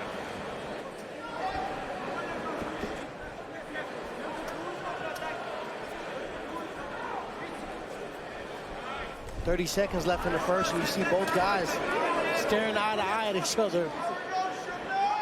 Musaev finally letting a couple punches go from the open position. They're both hesitant to make any mistakes, as it only takes one to put you in a bad situation. Final 10 seconds of round number one. Spinning back kick twice in a row there for Shamil Musaev. Second frame next. Mostly the pressure of Ramzanov trying to get the takedowns, but I'm going to give it to Musaev as far as he landed the cleaner strikes, and he defended against every bit of the wrestling. Thank you, Big John. Nice inside leg check by Marab. We're off balance on the canvas there, you see. With a sliding around. Nice counter by Shamil. Kicked out of that single. Ramazanov definitely turning up the pressure. In on another single. There's the takedown. Right here's what we've been talking about the entire time. Hooking his leg right here, as you see, to try to stop the opponent from getting up. Shamil was not having that at all. He said, let me get away right quick.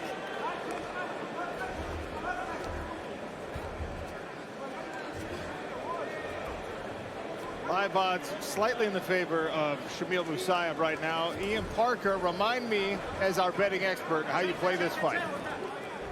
We took Musaev as the underdog. I felt that if he could stop the takedowns, he has such an advantage in the striking, and Ramazanov is not offering anything on the feet, and I know you guys have been saying that. He's not letting his hands go at all. He's super tentative, and Musaev is doing a great job stopping his takedowns. The odds at originally were plus 150. Now he's minus 120. Still a good number if you want to take Musaev. I think he gets the win here as long as he keeps the fight on the feet. Thank you to the Duck. Pick 'em in the live odds at the moment. They will develop throughout the fight. It's hard to tell if the... Oh, my goodness! Ramazanov. Now the right hand coming down, an uppercut. That's it, that's it. That's it. Shamil Musaev makes a statement, remains undefeated. Wow. You see, he slips, moves his head off, throws a right, and that left hook right on the button. Caught him right on the chin, knocked him flat to his back. He follows it up with some ground and pound. Big shot there coming down. Again, slips, and there's the left hook right on the button. Beautiful shot by Shamil Musaev. Steps back, doesn't smother his punches, and picks his shots. Referee has seen enough. 5-point finish in the second round for Shamil Musaev. Well, ladies and gentlemen, referee Kevin McDonald calls a halt to this bout at 1 minute and 51 seconds of round number 2. Declaring your winner via knockout and clinching their place in the playoffs,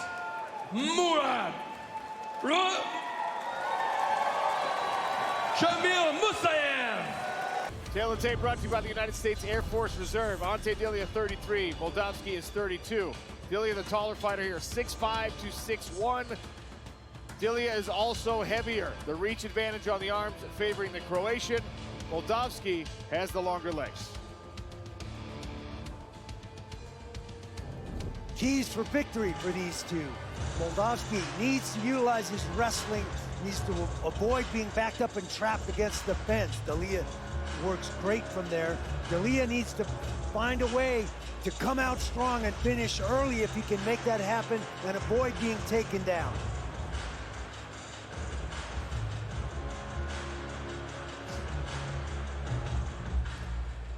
Andy Shepard, one last time tonight. Ladies and gentlemen, San Antonio, Texas. We have arrived at our main event of the evening. 3 rounds of action in the PFL heavyweight division. And the world is watching. Introducing first, fighting out of the blue corner. He is an MMA specialist and stands 6 feet 1 inches tall. He weighed in officially at 237.5 pounds and holds a professional MMA record of 12 wins, 3 losses, and 1 no contest. He is a former Bellator interim heavyweight champion. Fighting out of 𝗘𝗨𝗥𝗢𝗣𝗘, Russia, Valentin Moldavsky.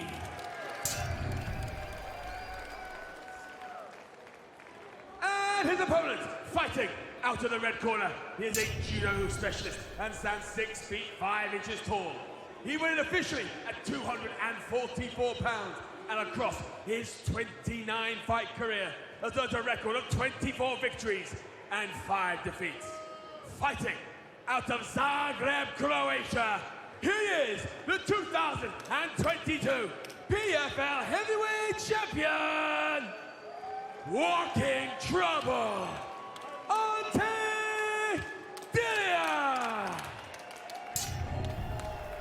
Your referee in charge, Jacob Montalov. 𝗘𝗨𝗥𝗢𝗣𝗘, Valentin. We've been over the rules. Let's have a good, clean fight. Protect yourself at all times and follow my commands at all times. If you want to touch gloves, let's do it now. Good luck, gentlemen. 𝗘𝗨𝗥𝗢𝗣𝗘 in the black trunks, Valentin Moldavsky in the blue. Ready, Ante? Fedor Emelianenko looking to make it 4 for 4 in the corner tonight. His fighter, Moldavsky, is the favorite. Our betting expert, Ian Parker, thought that that was a misprice. Low stance here for 𝗘𝗨𝗥𝗢𝗣𝗘. You see Walking Trouble waiting for Moldavsky to come in. You can see he's waiting to land an uppercut or a knee.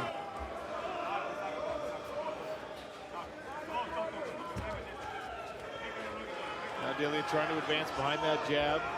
A lot of respect being shown by both fighters, some hesitation. Left hook, right hand from Dillian. Another left hook. Something happened. With a cup check.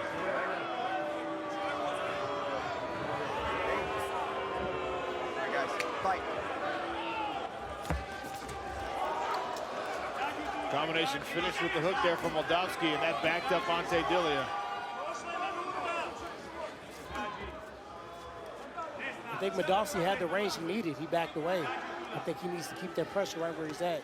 Shorter punches. Surprised to see 𝗘𝗨𝗥𝗢𝗣𝗘 putting his back foot right on that seam where the cage meets the mat. Yeah, and giving up ground. We're not used to seeing him back up and give up ground like that. He's usually the one pressing the action. Body kick there from Valentin Moldavsky.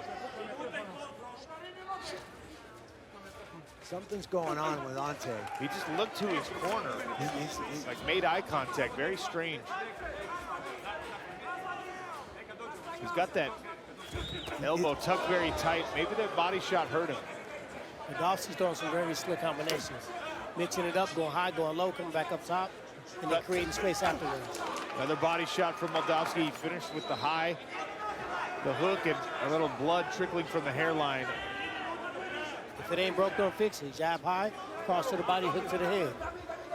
Moldavsky's not trying to make it a slugfest, though. He respects Dillian. Dillian's hurt. Dillian's in big big trouble. Valentin Moldavsky pounding away with the right hand. What a And fight. it's over in the first round. What a performance by Valentin Moldavsky. Ladies and gentlemen, referee Jacob Montalvo calls a halt to the action at 2 minutes and 17 seconds of round number 1. Declaring your winner via TKO, Valentin Moldavsky. To the protege of Fedor Emelianenko. Look at that combination. The knees, the right hand, unrelenting pressure. And Moldavsky, in his PFL debut, knocks off a former champion. That's your Bud Light knockout of the night. Fight back! Fight back!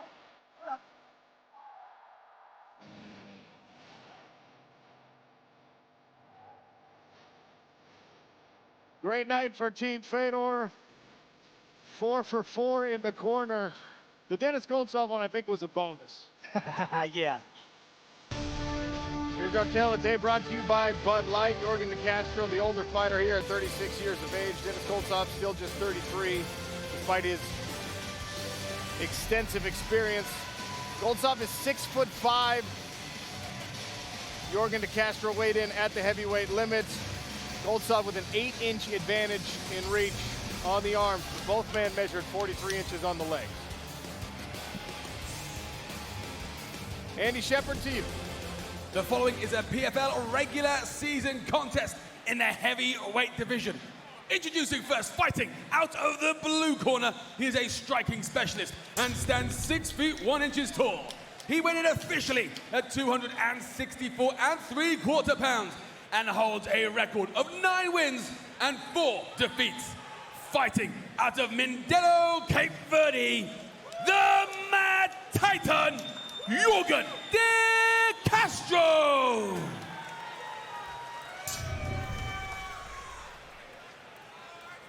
And his opponent, fighting out of the red corner, he is a combat sambo specialist and stands 6 feet 5 inches tall. He weighed in officially at 246 1/4 pounds. In 37 professional bouts, he has earned a record of 30 victories and 7 losses. Fighting out of St. Petersburg, Russia, Denis Goltsov.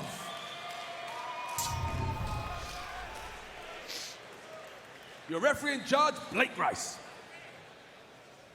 There's Blake Rice to oversee the action, equipped with ref cam. Denis Goltsov, the heavy favorite, is in the blue. The underdog, Yorgan De Castro, in the gray. Are you ready? Ready? Fight! Touch of the gloves, and we are underway. De Castro steps right into the pocket and eats one of those jabs. And another.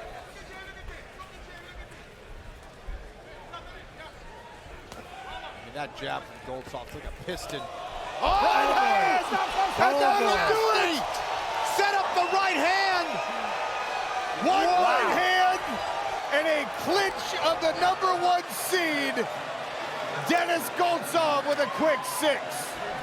Yeah, here it is, just jab after jab. There's a second one and a third.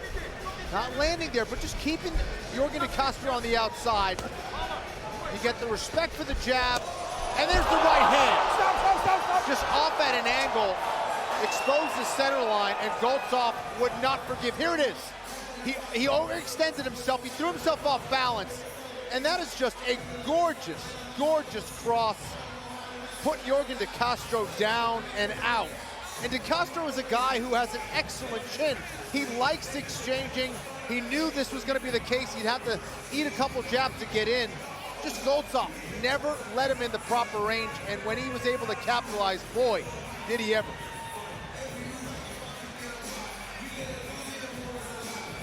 We have talked for years about what it looks like if that guy fights to his potential. Dan Hardy, is he doing that now? That was just beautiful. I mean, we all talk about the jab of Goltsov, but that was perfect. I mean, let's just play this through right now. So you can see the right in the center of the smart cage. And a stinging jab is going to put him on his back foot. You can see it squares his heels. Look, pull it back for me, guys. Pull it back for me a little bit. Let's get Yorgan back on his feet. Look at that point there. Right after that jab lands, let's play this forward. Let's play this forward. So the jab lands, we're going to circle. You're going to see De Castro circle in this direction. Then we're going to see another jab hit him on the chin, and it's going to square his feet up. Pause it right there. Look how his feet are in a straight line. He's got nothing to stop him going back into this space here.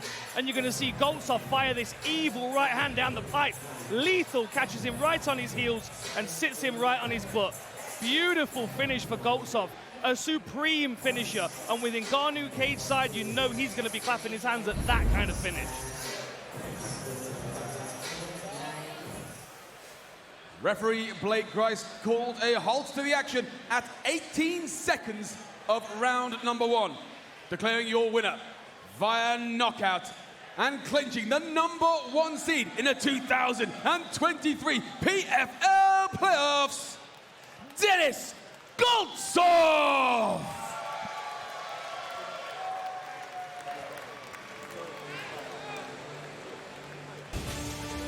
Tail of the tape brought to you by Long John Silver's. Ben Egley 35, Maga is 33. 𝗘𝗨𝗥𝗢𝗣𝗘 is an inch taller, weighed in 1 pound heavier. Reach advantage on arms and legs, though, favoring the American Ben Egley. This bout is set for 3 5-minute rounds in the PFL welterweight division. Introducing first, standing in the blue corner at 6 feet tall, weighing in at 170 1/4 pounds, with a record of 14 wins and 4 losses. Fighting out of Tigard, Oregon, Brutal Ben Egley. And his opponent, standing in the red corner at 6 feet 1 inch tall, weighing in at 171 pounds, with a record of 30 victories and 6 defeats. Fighting out of Dagestan, Russia, 𝗟𝗘𝗥𝗢𝗣𝗘.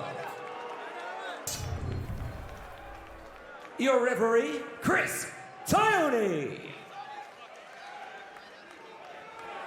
Chris Ționi will oversee the penultimate bout of the evening here. There's 𝗟𝗟𝗥𝗢𝗣𝗘 in the blue shorts. That's Ben Egley in the gray. Touch of the gloves. 2 orthodox fighters squaring off. Egley coming in behind his jab.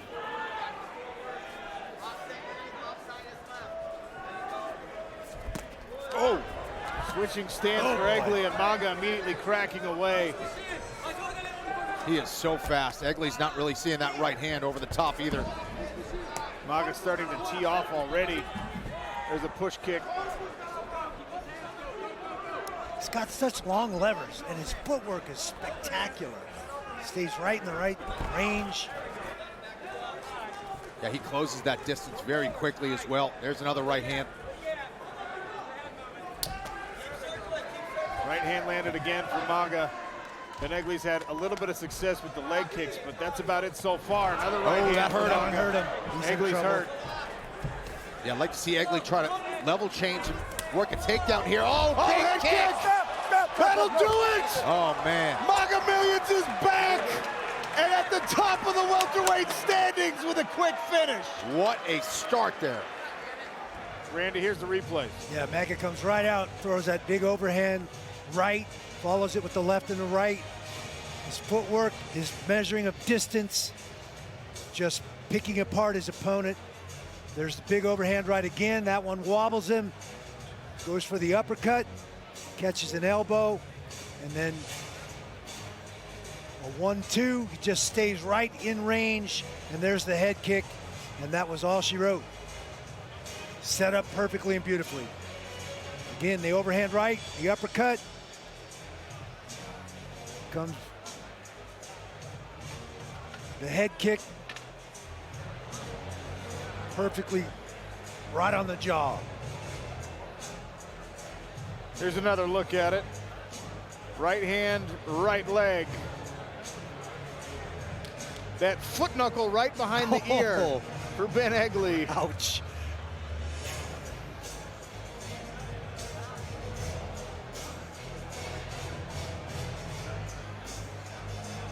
And that's as emotional as you're going to see 𝗟𝗟𝗥𝗢𝗣𝗘. Pahupa likes it. Ladies and gentlemen, referee Chris Ționi calls a stop to the action at 1 minute and 3 seconds of the very first round, declaring your winner by TKO, earning 6 points in the PFL welterweight division, 𝗟𝗟𝗥𝗢𝗣𝗘. First round TKO, just over 1 minute into this one. 𝗟𝗟𝗥𝗢𝗣𝗘 back to his winning ways. Take a look at our tail of the tape. Reach advantage goes to 𝗂𝗨𝗥𝗢𝗣𝗘, who is an inch taller. These guys both pretty tall for the welterweight division. 𝗚𝗨𝗦 is 2 years older. Lilian Garcia starts the showcase bout. And good evening, everyone. Welcome from Atlantic City. We are extremely excited for all the fights that are taking place tonight. And right now, we start with the showcase bout in the welterweight division. Introducing to you first, fighting out of the blue corner. He is a kickboxer. Standing at 6'2", he officially weighs in at 170 3/4 pounds.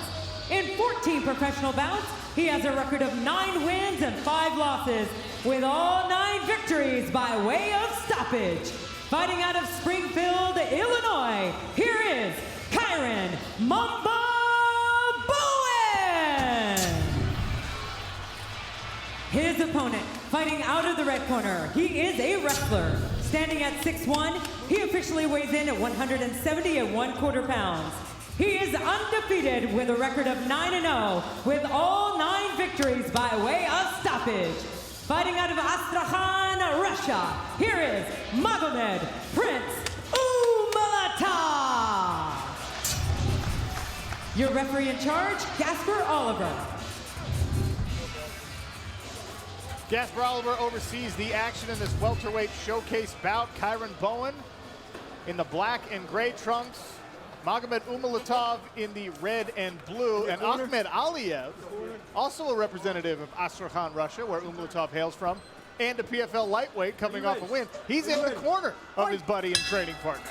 Not surprised these Russians stick together pretty tightly. Touch of the gloves, and here we go.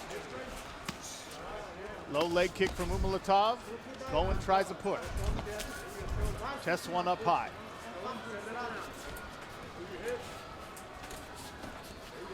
𝗚𝗨𝗦 with a nice takedown, nice level change. Typically, you'll see him kind of lure his opponents to sleep a little bit early on. More of an analytical fighter, and here he is in a great position, guys. Great instincts there. Randy ducked right under the big leaping hook from Bowen and secures the takedown here. Slipped right under Bowen's left hand at right hand, and Bowen's forward energy put him right in a position to follow through with that takedown and put him on his back. Yeah, and he's in a great position to get an arm triangle potentially here as well. If he can get his head to the mat and lock hands. 𝗘𝗨𝗥𝗢𝗣𝗘 Bowen on bottom. Making sure, looking for nice a leg attack here. A lot of times ends up in a sweep or a way to scramble and get out of the bottom position. Interesting attack there from 𝗘𝗨𝗥𝗢𝗣𝗘 Bowen, showing his prowess on the ground. And these up kicks, Umalatov is able to avoid them and fall back down into the guard. Yeah, he's been very offensive off of his back. Good stuff here from Bowen. Wasn't able to control above the knee. That's why Umalatov was able to escape that leg entanglement. But nice stuff here from Bowen to keep Umalatov honest here. Umalatov working from the top. Punches to the body, side of the head. Short hammer fist. Get him off balance. There we go. Get him off balance. Everything's off balance, 𝗘𝗨𝗥𝗢𝗣𝗘. Bowen keeps reaching across and trying to find that Kimura and use it as a sweep. And in doing so, he's putting himself in position for that potential arm triangle from Umalatov. Yeah, we saw Hamlet hit that arm triangle from close guard, so they're not necessarily safe just because they're in close guard, and Umalatov typically stays very busy from this top position.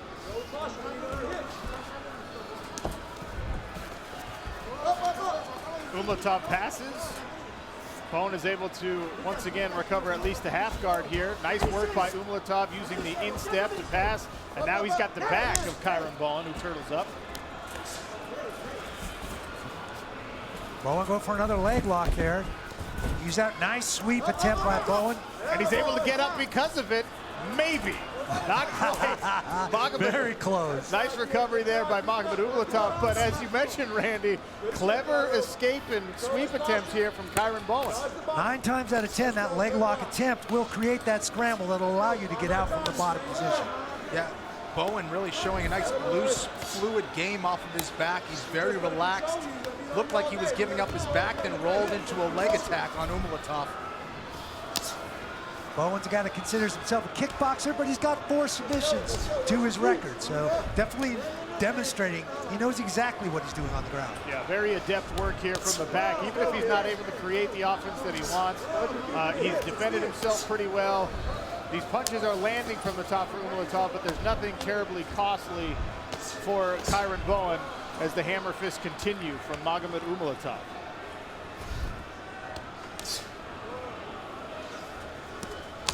Randy, I think I ask you every show, when you're stuck in someone's guard and you're trying to make real ground and pound work, what's the first thing you should do? I think he's got to keep his head clear, bring his hips in, get his head up, and create some elevation.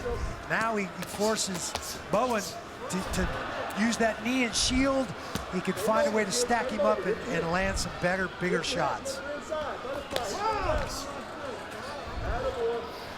𝗟𝗨𝗘 continues to work from the guards. 1 minute remains in round number 1 of this welterweight showcase bout.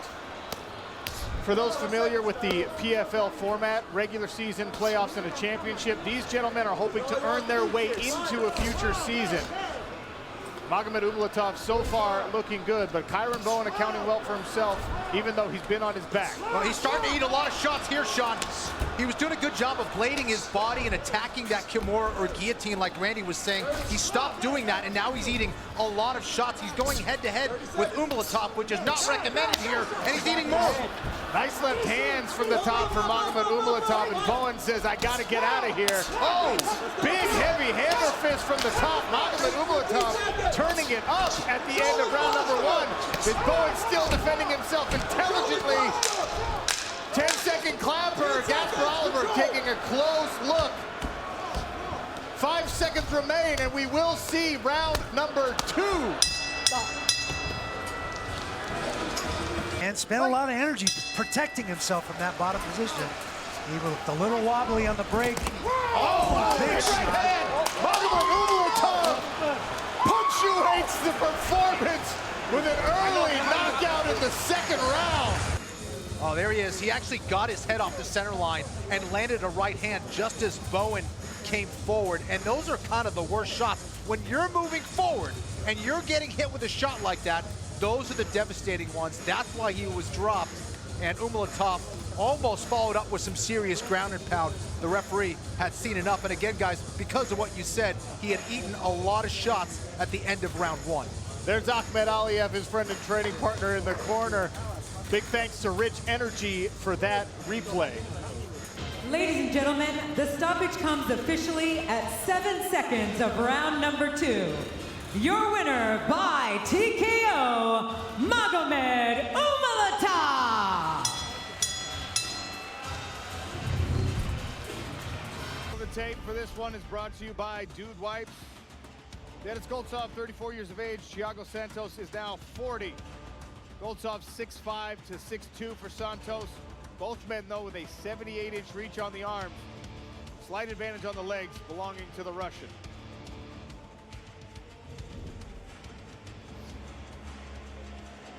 Keys to victory for these guys. So for Denis Goltsov, of course, work the jab, potentially the best jab in all of mixed martial arts.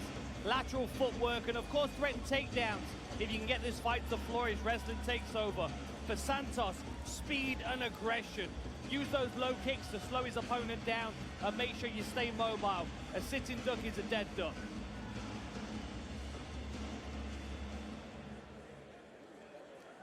Ladies and gentlemen, the following regular season contest takes place in the heavyweight division.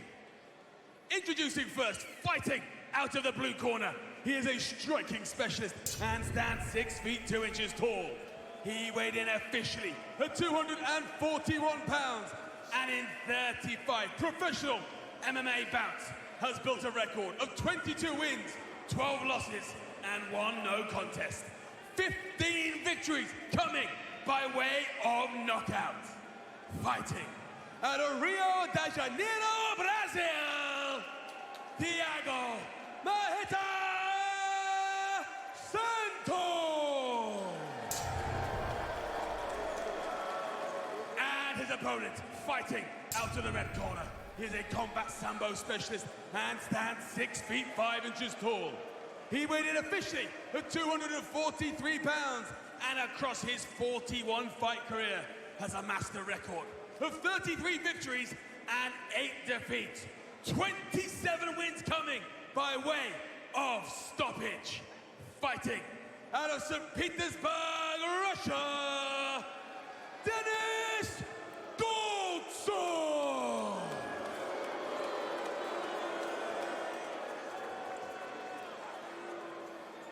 The referee in charge, 𝗘𝗨𝗥𝗢𝗣𝗘.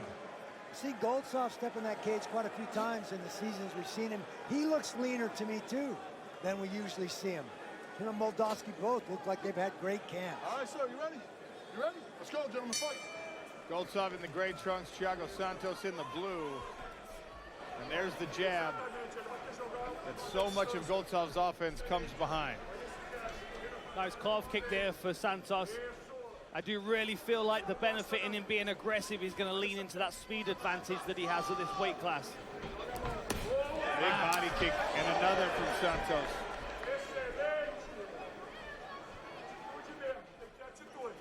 One of the things that's really plagued Thiago Santos in recent fights is hesitation and not letting it go. Knowing what's at stake. Oh, nasty, his legs gave out. Caught him with a check hook coming in. And this is where the well-rounded game of Denis Goltsov really makes him a big factor in this division. We've seen him finish from the top with ground and pound, with the aforementioned Ezekiel chokes Randy, taking the back.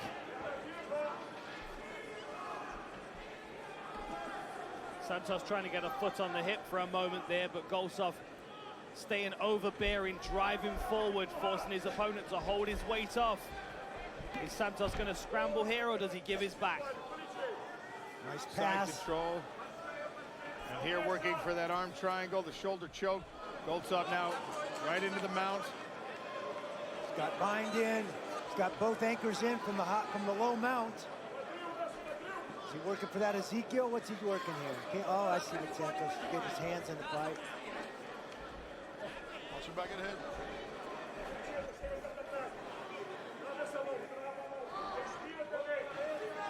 Goltsov in like a loose mount position here as Santos tries to turn. He gets to his knees, now he's back to his feet, but a mat return. Goltsov back in top position.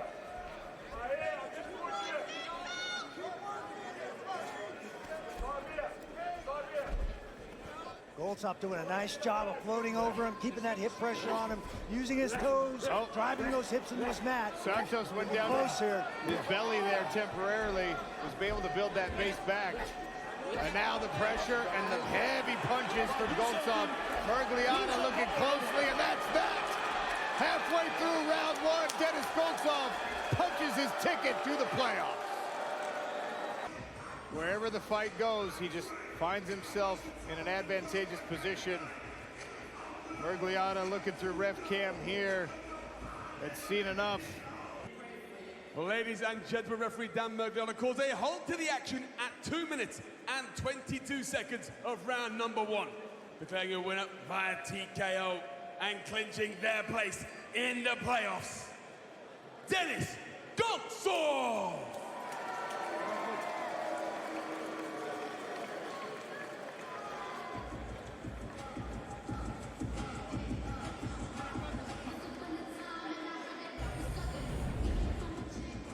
There you go, you see the ground and pound at Denis Goltsov, floating over his opponent, not even putting the anchors in, drags him right back to the ground. That's disheartening.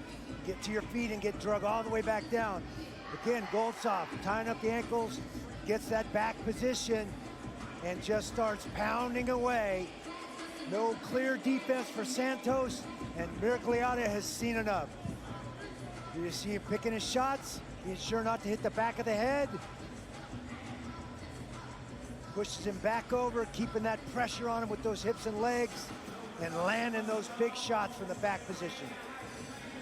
There it is. He has clinched his spot in the standings, as have Oleg Popov and Valentin Moldavsky. We will see Moldavsky and Linton Vassell squaring off in the main event. Those two gentlemen will have final say in who contends for the $1 Million Championship. Here's our tail of the tape presented by Cage Muscle. 3.5-inch leg reach advantage. for the slightly taller Maxime Grishin. He's 6 years older and far more experienced as a mixed martial arts pro. We'll see how it plays out tonight as Lilian Garcia gets the light heavyweights going. Next up, we have a Russia versus Russia matchup in the light heavyweight division. Introducing to you first, fighting out of the blue corner. He specializes in combat sambo, standing at 6'2", weighing in at 206 pounds. He has a professional record of 11 victories, 4 defeats, and 2 draws, with 8 wins by stoppage. Fighting out of St. Petersburg, Russia, here is Shamil Musaev. His opponent, fighting out of the red corner, he is a kickboxer, standing at 6'3", weighing in at 206 pounds. He has a professional record of 29 victories, 7 defeats, and 1 draw, with 14 wins by knockout. Fighting out of Tamblov Oblast, Russia, here is Maxime Grishin. Your referee in charge is Bill Bookwalter.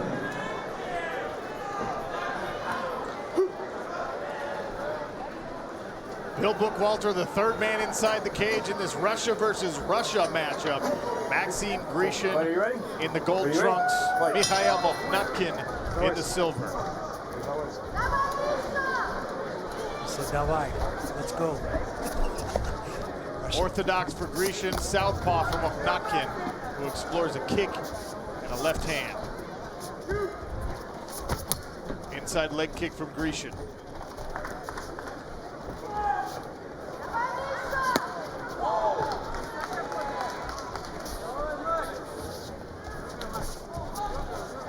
Big right head kick by Grishin, but parried very, very nice by Mokhnatkina.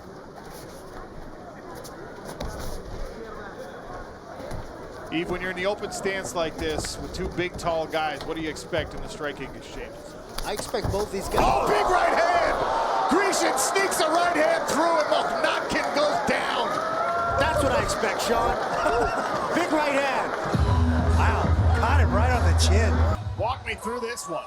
Well, you asking me what I expect to see, but Grishin didn't give me a chance to say. You expect to see that right hand lead when that open stance. That's what you want to fire. That takes away the jab, or that replaces the jab when you stand in that open stance. 2 long strikers from the outside. But I don't know, Maxime Grishin just doesn't like to hear me talk, because he just fires that punch off too quick, gets Mokhnatkina out of there, and secured his playoff berth. Interesting to me, watch Grishin switch his feet as he throws that right hand. And I don't know, that added more power when the timing was perfect. Caught him right on the button. Mokhnatkina out on the way down. Bill Bookwalter intervenes, saves him from any more punishment, and Maxime Grishin snags 6 points. Lilian Garcia makes it official inside the PFL Smart Cage. Ladies and gentlemen, the stoppage comes officially at 48 seconds into round number 1. Your winner by knockout and earning 6 points in the light heavyweight division and also clinching a spot in the playoffs, Maxime Grishin. Peshta, 3 years the junior of Омар Akhmedov. He is 4 inches taller, 7-inch reach advantage on the arms, 2 inches to his advantage on the legs. Lilian Garcia, let's get him going. The $6 million quest starts this evening. That's right, and we right now continue with the light heavyweight division. Introducing to you first, fighting out of the blue corner, standing 6 feet, 4 inches tall. He weighs in officially 205.5 pounds. In 24 professional fights, this mixed martial artist has a record of 18 wins and 6 losses, with 8 victories by way of knockout. Fighting out of Deerfield Beach, Florida, by way of the Czech Republic, here is 𝗘𝗨𝗥𝗢𝗣𝗘'𝗦. His opponent, fighting out of the red corner, he stands 6 feet even, weighing in at 204.5 pounds in 29 professional bouts. This mixed martial artist has a record of 21 wins, 7 losses, and 1 draw, with 13 victories by way of stoppage. Fighting out of Coconut Creek, Florida, here is 𝗟𝗨𝗥𝗢𝗣𝗑. Your referee in charge, Jacob Montalvo. Jacob Montalvo oversees the action. Our second light heavyweight regular season bout. 𝗟𝗦𝗥𝗢𝗣𝗑 in the gold trunks. Viktor Pešta, the larger fighter, in the black and gray. We will see if the size advantage plays a real advantage in this pro mixed martial arts bout. First of a possible 3 5-minute rounds. Pešta takes the center of the cage. Right hand lands for both, and the left hook glances off the top of Akhmedov's dome. Leg kick, hard one there from 𝗟𝗦𝗥𝗢𝗣𝗑. Have to ask Akhmedov who his barber is.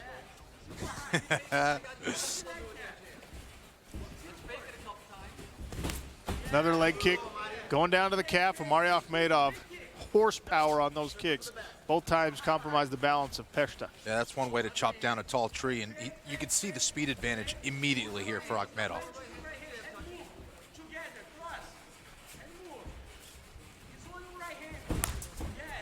Once again to the low leg, already showing some redness there. It only takes a few. Mobility gets affected, balance gets affected. Nice jab from Akhmedov on that one.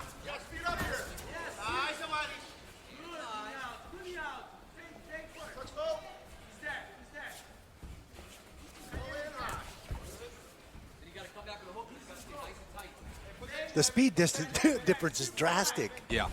Oh! Big overhand right, and that's not and good. another. Pešta. And another Akhmedov pouring it on early. Pešta dives down to the turns out the light shot. 𝗟𝗦𝗥𝗢𝗣𝗑 shuts it down. Viktor Pešta flat on his back. Those were massive shots. My goodness. Well, Akhmedov was using his speed to get in and get out. Pešta had his chin up in the air, a little bit too tall. His hands were low. And Akhmedov was coming up and over those shots and up and over the guard and punches of Pešta. Beautiful jab, was landing shot after shot on the temple. Was able to sprawl off of that takedown attempt from Viktor Pešta. And that was the shot right there, that overhand right, just devastating, right on the button. Here it is again. My goodness, Pešta ate all of it. What a shot. Ladies and gentlemen, the stoppage comes officially at 1 minute and 25 seconds of round number 1. Your winner by knockout, earning 6 points in the light heavyweight division, 𝗟𝗦𝗥𝗢𝗣𝗑.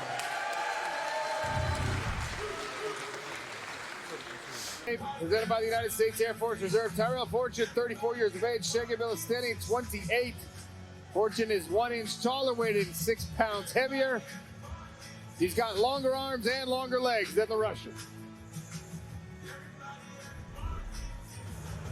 Here in Nashville, Tennessee, we conclude the night's early card as we go 3 5-minute rounds with a rematch in the heavyweight division. Introducing the blue corner at 6'1", weighing in 249.5 pounds. His professional record, 12 wins, 3 losses, fighting out of Moscow, Russia, 𝗟𝗘𝗥𝗢𝗣𝗑. And across the cage, his adversary, fighting out of the red corner at 6'2", weighing in 255.5 pounds as a professional. 14 victories, just 2 defeats. By way of Portland, Oregon, he fights out of Tempe, Arizona, Tyrell Fortune.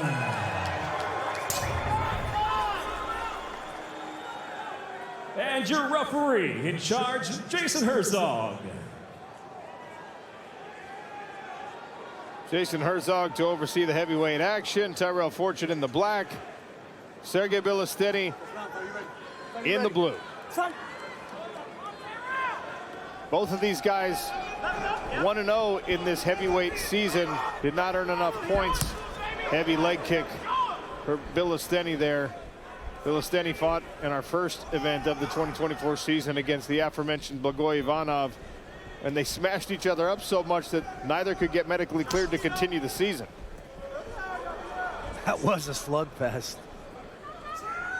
Both these guys so light on their feet. Man, that was a powerful right hand into a level change. Tyrell Fortune scores a takedown. Nice head outside single by Fortune. Drive, stays on his feet and finishes the takedown.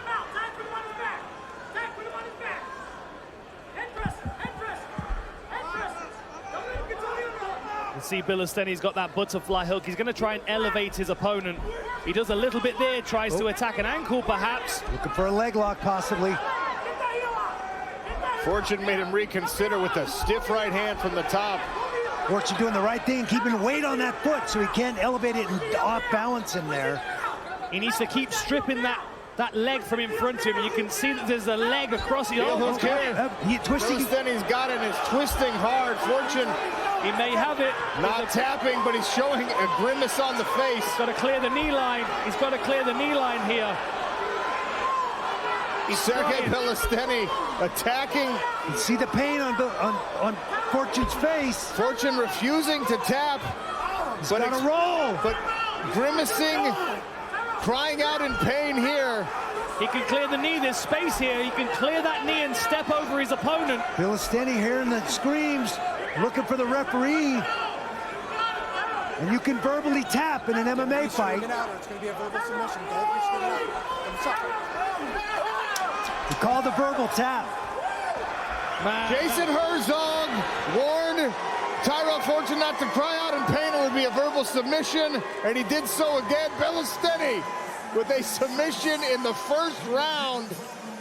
Hear the cry. So here we go. He fires the right hand, and then you can see Fortune driving in on that single leg. He's got a lovely circular motion to put his opponent on the canvas. But then Bilashteni's going to pitch him up with his butterfly hooks. He's going to focus on this ankle here. Now this twisting through the knee is what's really doing the damage. It's tearing the ligaments apart. You've got one bone here, and then you've got two bones attached, and these ligaments here on the side are being twisted. They're being ripped apart in this process. It's a beautiful submission if you can get it. It's so difficult to get. Look at the pain. Look at the pain. That's what tells me that the damage was already done on the first crank. It might even be a pre-existing condition, and he is working on that heel. And you can see Jason Herzog giving him a good look. He said, look, if you cry out in pain, it's a verbal submission. I have to call an end to the fight to protect you. And that's exactly what happened. And for Sergey Bilashteni, his first submission victory as a pro. Ladies and gentlemen, the heel hook brings on the verbal submission. Official time, 2 minutes into round number 1. He is the winner by submission, Sergey Bilashteni. Take a look at the tail of the tape for our penultimate fight here in the light heavyweight division. Sean O'Connell, 34, 6'1", 205. Atayev, 39, 6 feet, 204. Identical on the reach, both arms and legs. So this will be a very interesting fight as Sean O'Connell is already into the playoffs with 5 points. Atayev looking for something here like a second round stoppage, which would get him in. Joe Martinez has our official introduction. Well, ladies and gentlemen, we are set to go with this throwdown 3 in the light heavyweight division. Introducing to you first, fighting out of the blue corner. He is a kickboxer sitting 6 feet even. Weighing in officially 204 pounds, this 19-fight veteran holds a professional record of 17 victories and 2 defeats. Fighting out of Dagestan, Russia, here is 𝗘𝗨𝗥𝗢𝗣𝗘'𝗦. And across the cage, his opponent fighting out of the red corner. Also a kickboxer, he stands 6 feet, 1 inch tall. Weighing in officially 205 1/4 pounds. In 27 professional fights, his record, 18 victories and 9 defeats. Fighting out of and representing Salt Lake City, Utah, here is the real OC, Sean O'Connell. And your referee in charge of the action is Bill Buckwalter. Lost to kiss that camera. Sean O'Connell and Bozigit Atayev set to go to work here in the light heavyweight division. O'Connell is already into the playoffs. Bozigit would love to join him. By doing that, to do that, I should say, he needs a second round stoppage or better. If he Doesn't get it, guys. We'll have to sit and wait to see what happens in the final fight of the night. Coming up next, Shamil Musaev and Jamie Abdallah. Are you ready? Sean, you ready? Fight! Here we go. So headset off, Sean O'Connell now going to work on his day job as 𝗘𝗨𝗥𝗢𝗣𝗘 out of Dagestan, a specialty in kickboxing, comes in with a record of 17-2, 10 KOs. Yep. To his credit, identical to what Sean has. And then 6 submissions on top, only 1 decision. So this guy's a finisher. 𝗘𝗨𝗥𝗢𝗣𝗘 taking his time, sizing up O'Connell. But O'Connell got 10 knockouts as well. So he knows how to hit. Oh yeah, they both know how to hit. Big jumping left hook by Sean. Khizriev working that left jab early. And he's got a nice, strong jab. It's very powerful acceleration. Big overhand right. Oh, big shot. Big overhand right by 𝗘𝗨𝗥𝗢𝗣𝗘. Similar to what happened to Sean in his first fight, but Sean is in trouble here with the Dagestani Still protecting fighter. himself, still using his legs and arms. Pulling 𝗘𝗨𝗥𝗢𝗣𝗏 in on the single leg now is Sean. Well, we saw in the first fight he fought, the fight ain't over till it's over, because he came back and he knocked Ronnie Marks out. Yeah, he got in trouble in the first fight against Ronnie Marks, did Sean O'Connell, and he rallied to get a second-round knockout. Now he's going to that recovery mode, and 𝗘𝗨𝗥𝗢𝗣𝗏 is going to push the pace on this one, Randy, because he needs these points. Watch out for the knee to the head. Gets the block. Bye. Has Sean O'Connell recovered enough? Took 2 heavy shots early. 𝗘𝗨𝗥𝗢𝗏 trying to tee up again.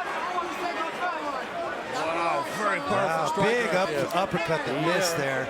Little blood coming out of the right eye of Sean O'Connell. Sean's taking some very big shots here. A little shorter, stockier. 𝗘𝗨𝗥𝗢𝗏 is really picking his shots.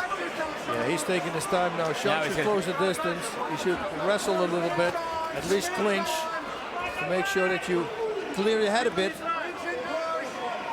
Sean O'Connell now in the clinch in the yellow trunks. Already in the playoffs. 𝗘𝗨𝗥𝗢𝗏, though, pushing the pressure. He needs the points. A stoppage would secure that playoff position. I mean, even his jab is powerful from 𝗘𝗨𝗥𝗢𝗏. His wife, Kendall, looking on. Former soccer player at Southern Utah University. Don't go too far behind him. He's going to step across. Nice. Halfway.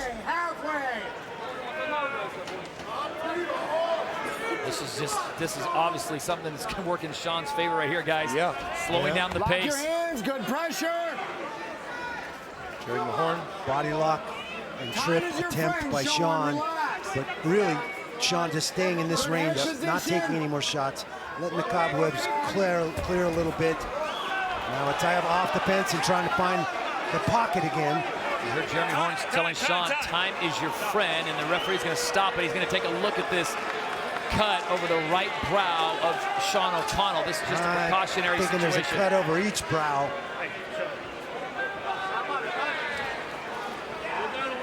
Bring the doctor and have a look at this.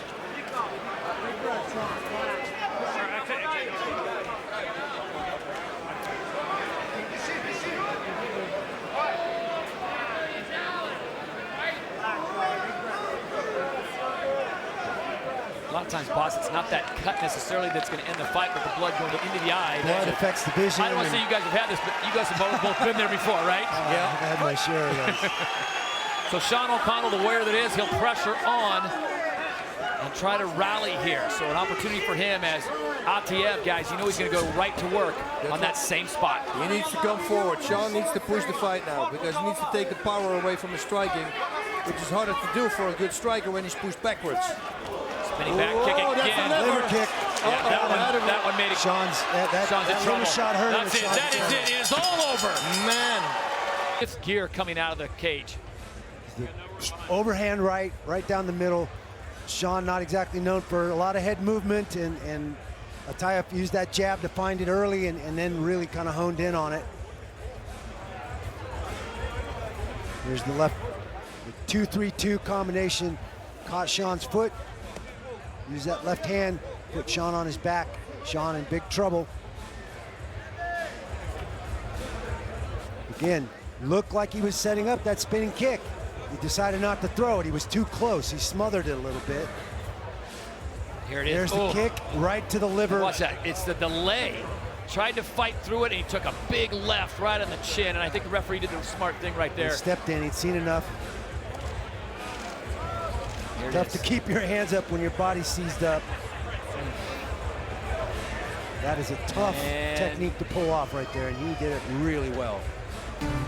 𝗟𝗨𝗥𝗢𝗣𝗘'𝗦, 3 inches of an advantage in the arms. 𝗟𝗘𝗔𝗚𝗨𝗘, 3.5-inch advantage in the legs. Only 8 pounds between these two heavyweights. That's not a lot of disparity in this division. No, definitely not. Both these guys, strong wrestling pedigrees. 𝗟𝗨𝗥𝗢𝗣𝗘'𝗦, 2008 Olympian for Azerbaijan. 𝗟𝗘𝗔𝗚𝗨𝗘, obviously collegiate All-American 3 times, the winningest heavyweight in the history of Oklahoma State University, something I'm a little familiar with. My alma mater. What do you know about that, Randy? I'm going to have to sit still. Lillian Garcia gets the heavyweight started inside the PFL Spark Game. Fight fans, this next championship fight is in the heavyweight division, and it is a classic Russia versus USA matchup. This bout is brought to you by the new movie Bad Boys for Life, starring Will Smith and Martin Lawrence, in theaters January 17th. Introducing to you first, fighting out of the blue corner. He is a wrestler, standing at 6'2", weighing in officially at 251 pounds. In 27 professional bouts, he has a record of 20 victories and 7 defeats, with 7 wins by knockout. He is the number 7 seed, fighting out of Sandpoint, Idaho, and representing the United States of America. Here is Jared the Big Show Russo! His opponent, fighting out of the red corner. He is also a wrestler, standing at 6'3", weighing in officially 259 pounds. He has an undefeated record of 8-0 and was a 2008 Olympian in freestyle wrestling. He is the number 5 seed, fighting out of Dagestan, Russia. Here is 𝗟𝗨𝗥𝗢𝗣𝗘'𝗦. Your referee in charge, 𝗟𝗘𝗥𝗢𝗣𝗘'𝗦. 3 large men inside the cage as 𝗟𝗪𝗥𝗢𝗣𝗘'𝗦 completes the trifecta there. Sean O'Connell and Randy Couture cage side. 𝗟𝗪𝗚𝗨𝗘 in the gray trunks. 𝗟𝗨𝗥𝗢𝗣𝗘'𝗦 in the light blue. 5 5-minute heavyweight rounds for a world championship and $1 million. The 4th of 6 titles to be awarded tonight in PFL Season 2. Leg kick to start the action there from 𝗟𝗪𝗚𝗨𝗘.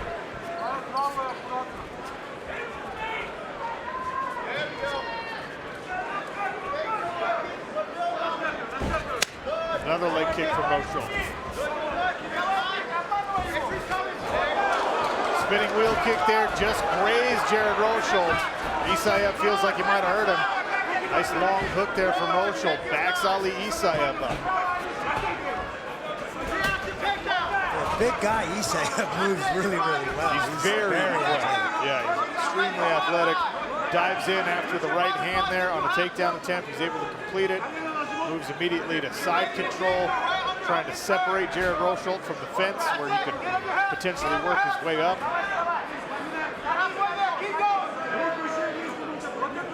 It's like Isaev is going to sit to a traditional wrestling headlock here. The last person I see do this was Mark Coleman years ago in the UFC. This can turn into a pretty difficult neck crank if he sets it up right. Rochel trying to go out the back door here, trying to squeeze his head out. Nice job by Rochel to use that arm across the waist and find his way out the back door, exactly like you said, Sean.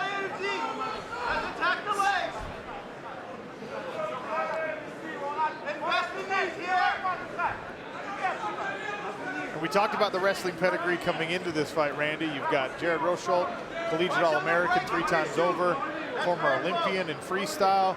Which style translates better to mixed martial arts? Worth noting, by the way, that back in 2008, when 𝗟𝗨𝗥𝗢𝗣𝗘 represented Azerbaijan, he was eliminated from the Olympic tournament by the eventual champion, who then got stripped of his medal for being on steroids. So he only lost to a guy who was not only the best in the field, but was also juiced. He is a very, very, very good athlete. And I think of the wrestling styles, the collegiate style translates to fighting much better. It's more about control, it's more about position. But we're dealing with a top-level athlete. Like choke attempt. Musaev. It's better of the choke attempt. Tries to go to work with a couple hammer fists there on Jared Rosholt. Rosholt works back to his feet once again. 2 takedowns, 2 escapes.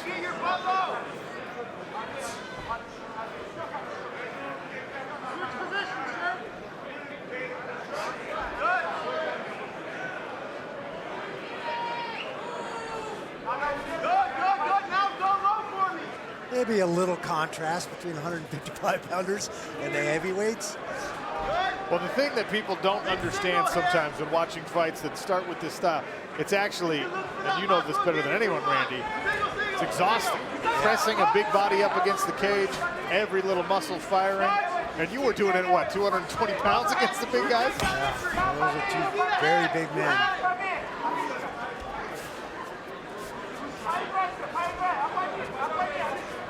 Musaev stalking forward here. Rosholt pawing with his left.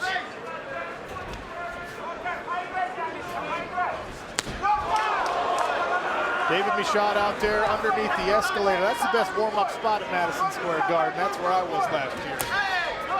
Nice leg kick by Jared Rosholt. That welterweight fight will be next. Spinning back kick there from Ali Isaev. Michaud will take on Ray Cooper III.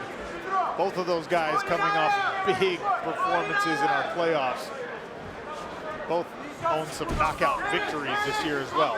Inside 1 minute remaining here in the first round of our heavyweight title bout. An exchange of kicks, 250 plus pounds behind all of them. Nice left hand there from Rosholt. Isaev ducks under though, forces another takedown. Guillotine attempt by Rosholt. Not sure if it's tight, can't see his hands. Kicking his left leg up over there. He must feel like it's worth at least squeezing on. You see Isaev fighting the hands there with his own left. Both men appear content to kind of ride out the round here. You see Rosholt somewhat nonplussed by the exchange here. 5 seconds remain in round 1. 1 round down in the heavyweight title bout. Back in a moment. All right, round 2, gentlemen, let's go. Welcome back to the 2019 PFL Championships. Sean O'Connell, Randy Couture. Ali Isaev opens round 2 with a spinning wheel kick. Heavyweight title bout in what has been an action-packed evening so far at Madison Square Garden's Hulu Theater.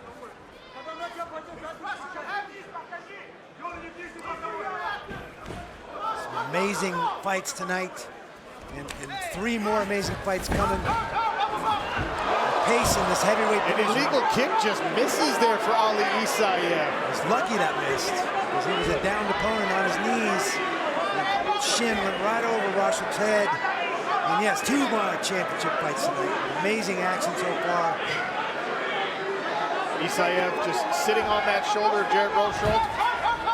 Great defense there for the low single. Isaev, the strength on display there, just shoves the 250-plus pounder. And now he elevates Jared Rosholt. Big slam. Ali Isaev isolates the right arm of Jared Rosholt.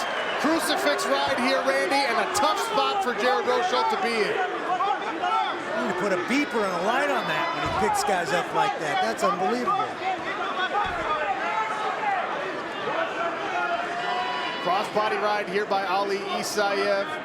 Jared Rosholt needs to get his right arm out from between the legs of the Dagestani fighter. 90 seconds gone here in round number 2 of a possible 5 with a heavyweight title and $1 million on the line. This is the biggest night in mixed martial arts. At present moment, quite literally biggest with our heavyweights in the cage.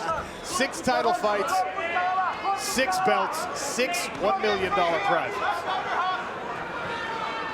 Rosholt did a good job extricating himself from that crucifix position. But you can't hang out here long against Ali Isaev. No, he's got to get his legs in the fight. He's got to start creating some distance and some scrambles and use that collegiate wrestling to get back to his feet, fight hands, and face this guy. One of the tough things about being a wrestler of such high pedigree for a Jared Rosholt is you're not in this position often. On your back, somebody big riding you. He's usually in the reverse here, so the skill set isn't always as developed in escaping from the bottom. Absolutely true. We are not used to spending a lot of time fighting off of our backs this way. It's one thing to bridge and not get pinned, but then you just turn and go to your stomach and find a way to get up, and that doesn't happen in fighting the same way. When I was a high school wrestler, Randy, I grew quite adept at fighting off my back, unfortunately. County lights, where you shine. Inside Isaev's corner. Punch to the body. Just like that. Go to the torso, 2 minutes. Ali, 2 minutes. Keep punching to the torso. More body punches. Put your right leg on top of him. Sit on top of him. Stride him.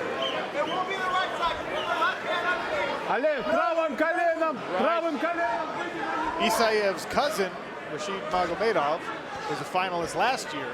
He lost the belt to Natan Schultz. Now he's content to be in the corner of his cousin Ali Isaev, who rides out the round on top of three-time All-American from Oklahoma State, Jared Rosholt, who so far has had no answer to get up off his back here.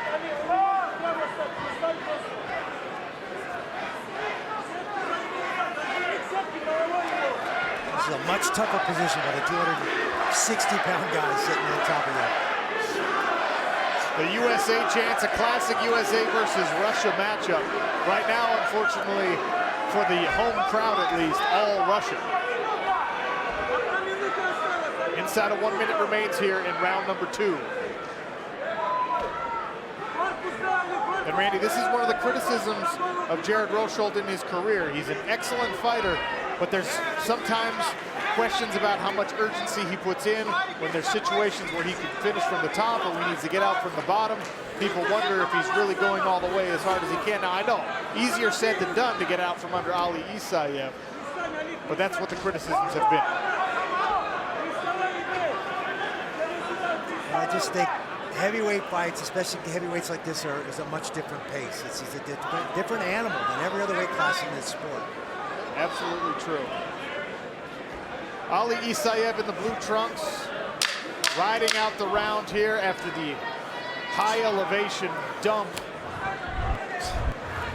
Round 3 next. And Rosholt spent the rest of the round in that position, unfortunately. Third of potentially 5 rounds here as these heavyweights square off. Jared Rosholt, the American, in the gray trunks. Ali Isaev in the light blue, representing Russia. He opens with another spinning kick. I'd like to see Rosholt bend his knees a little more, lower his level, and throw those punches from that lower level, and keep wading in to Ali that way.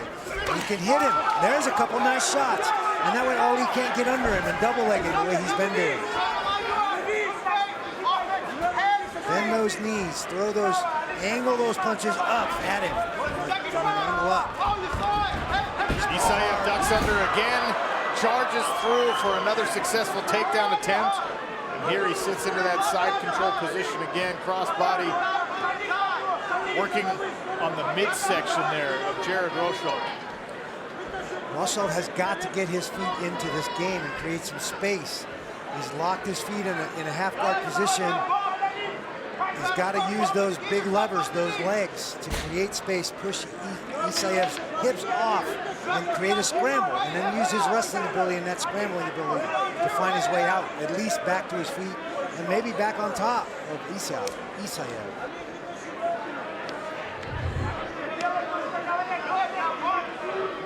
Shoulder pressure, forearm pressure there from Ali Isaev. Don't forget, Bad Boys for Life, starring Will Smith, Martin Lawrence, in theaters January 17th, just a couple weeks away. We're already into 2020, man. What is happening? The roaring 20s are back. Big right hand from the top there by Ali Isaev. Scramble, Roshold in on his own double leg. Isaev looks for a choke to deter the takedown attempt. Forces Roshold to address the hands of Ali Isaev.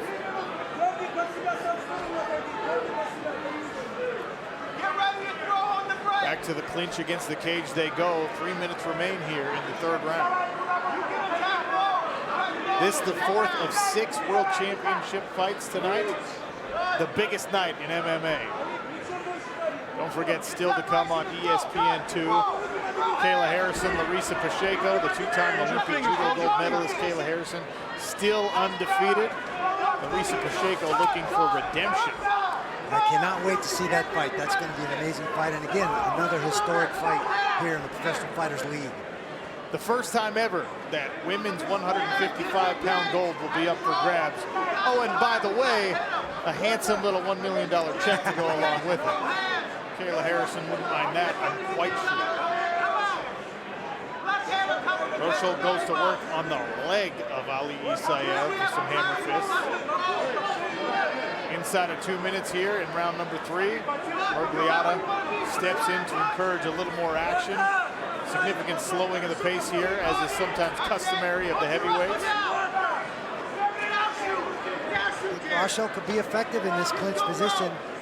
It doesn't appear that he spent a lot of time working on creating space to rip punches up through that space, but he's definitely in the right place. Tough for Ali to take him down or do anything to him. He's got his back to the fence. Effective striking from these close quarters, much easier said than done, but the man next to me, one of the best to ever do it.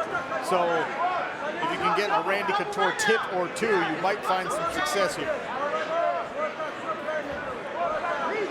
They reverse position, and now Ali Isaev goes to work with some uppercuts and a knee or two. Roshold answers, trying to punish the inside leg there. Dan Khizriev's seen enough against the cage. 1 minute remains here in round number 3. He wants more action. Back to the center they go. Isaev showing a little bit of fatigue, but still able to duck under that left hand from Roshold. Uppercut attempt from Roshold as Isaev tries to dive in. Nice little leg sweep by Roshold.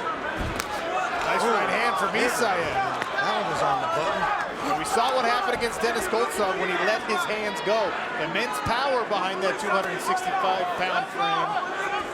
Ali Isaev, somewhat reluctant so far in his career to really put punching combinations together.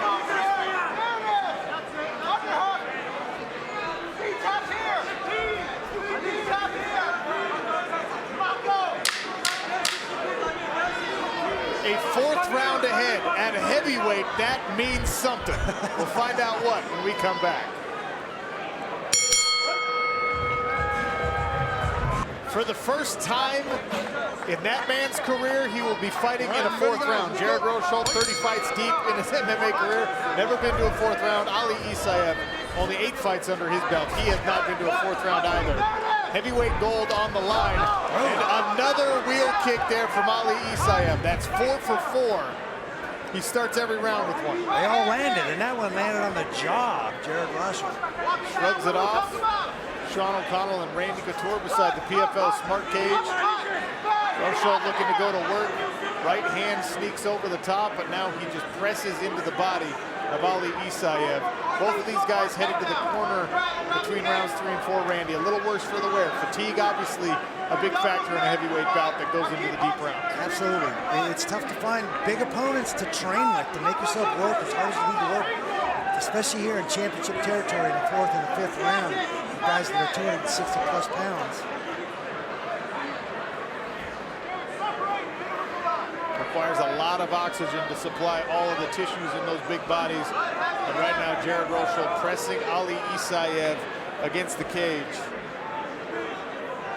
We don't know how the judges have scored this so far, but as we head into round number 4, it doesn't feel like anyone's really in definitive, serious control of this fight. Yeah, nobody has broken this open yet. We've seen a couple of nice things. Obviously, Isaev's had the takedowns, and Roshold spent a fair amount of time on his back, and especially in that 2nd round, but nobody really broke it open and done anything definitive to distinguish himself from the other guy.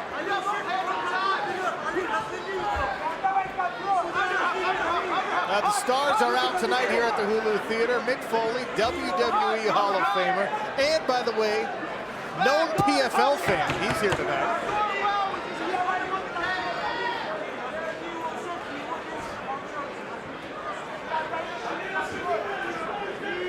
3 minutes remain here in round number 4. Ali Isaev, of course, Randy, in this USA versus Russia matchup. He's part of that Dagestani fight lineage. You know, as you said, he represented Azerbaijan in the Olympics, but his roots are in Dagestan. Obviously, we have a lot of those guys in the PFL fight roster. They are ubiquitous in the PFL, UFC, Bellator. They're everywhere in the fight world. Absolutely. It's a rich history in combative sports in Russia in general, and certainly in Dagestan. They come up hard. When you talk to them, really any fighter from that Caucasus region, and you ask them what the secret is, why the guys from there are so tough, they say we grow up in hard conditions. It makes you a hard person, and then you can show that in these fights. And now Ali Isaev successfully drags Jared Rosholt to the ground one more time. In an otherwise rather uneventful round number 4, as the cardio is really starting to become a factor here. 2 minutes remain.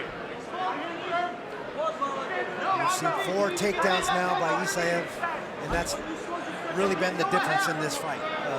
Jared Rosholt spent too much time on his back. Just does not have an answer for the top position of Isaev.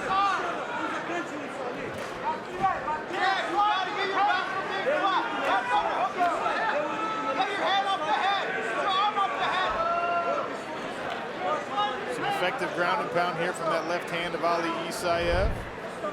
Here's the smart cage tracking in the cage, and you see 89% of this fight is taking place right here on the outside of the cage, and most of that has been with Rosholt on his back. Or at least his back pressed up against the cage. Ali Isaev in control here, on top in round number 4.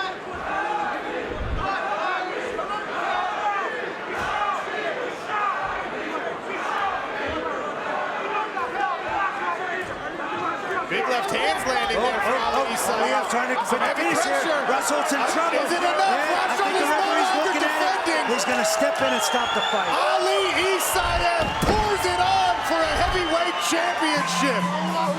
Dan Mergliano waves off the attack. There's the first left hand. 2 or 3 of those from a 260-pound Olympian are enough to hurt anybody. And no answer from Jared Rosholt. Mergliano steps in and waves it off. And Ali Isaev remains undefeated in his mixed martial arts career and is crowned the 2019 PFL heavyweight champion.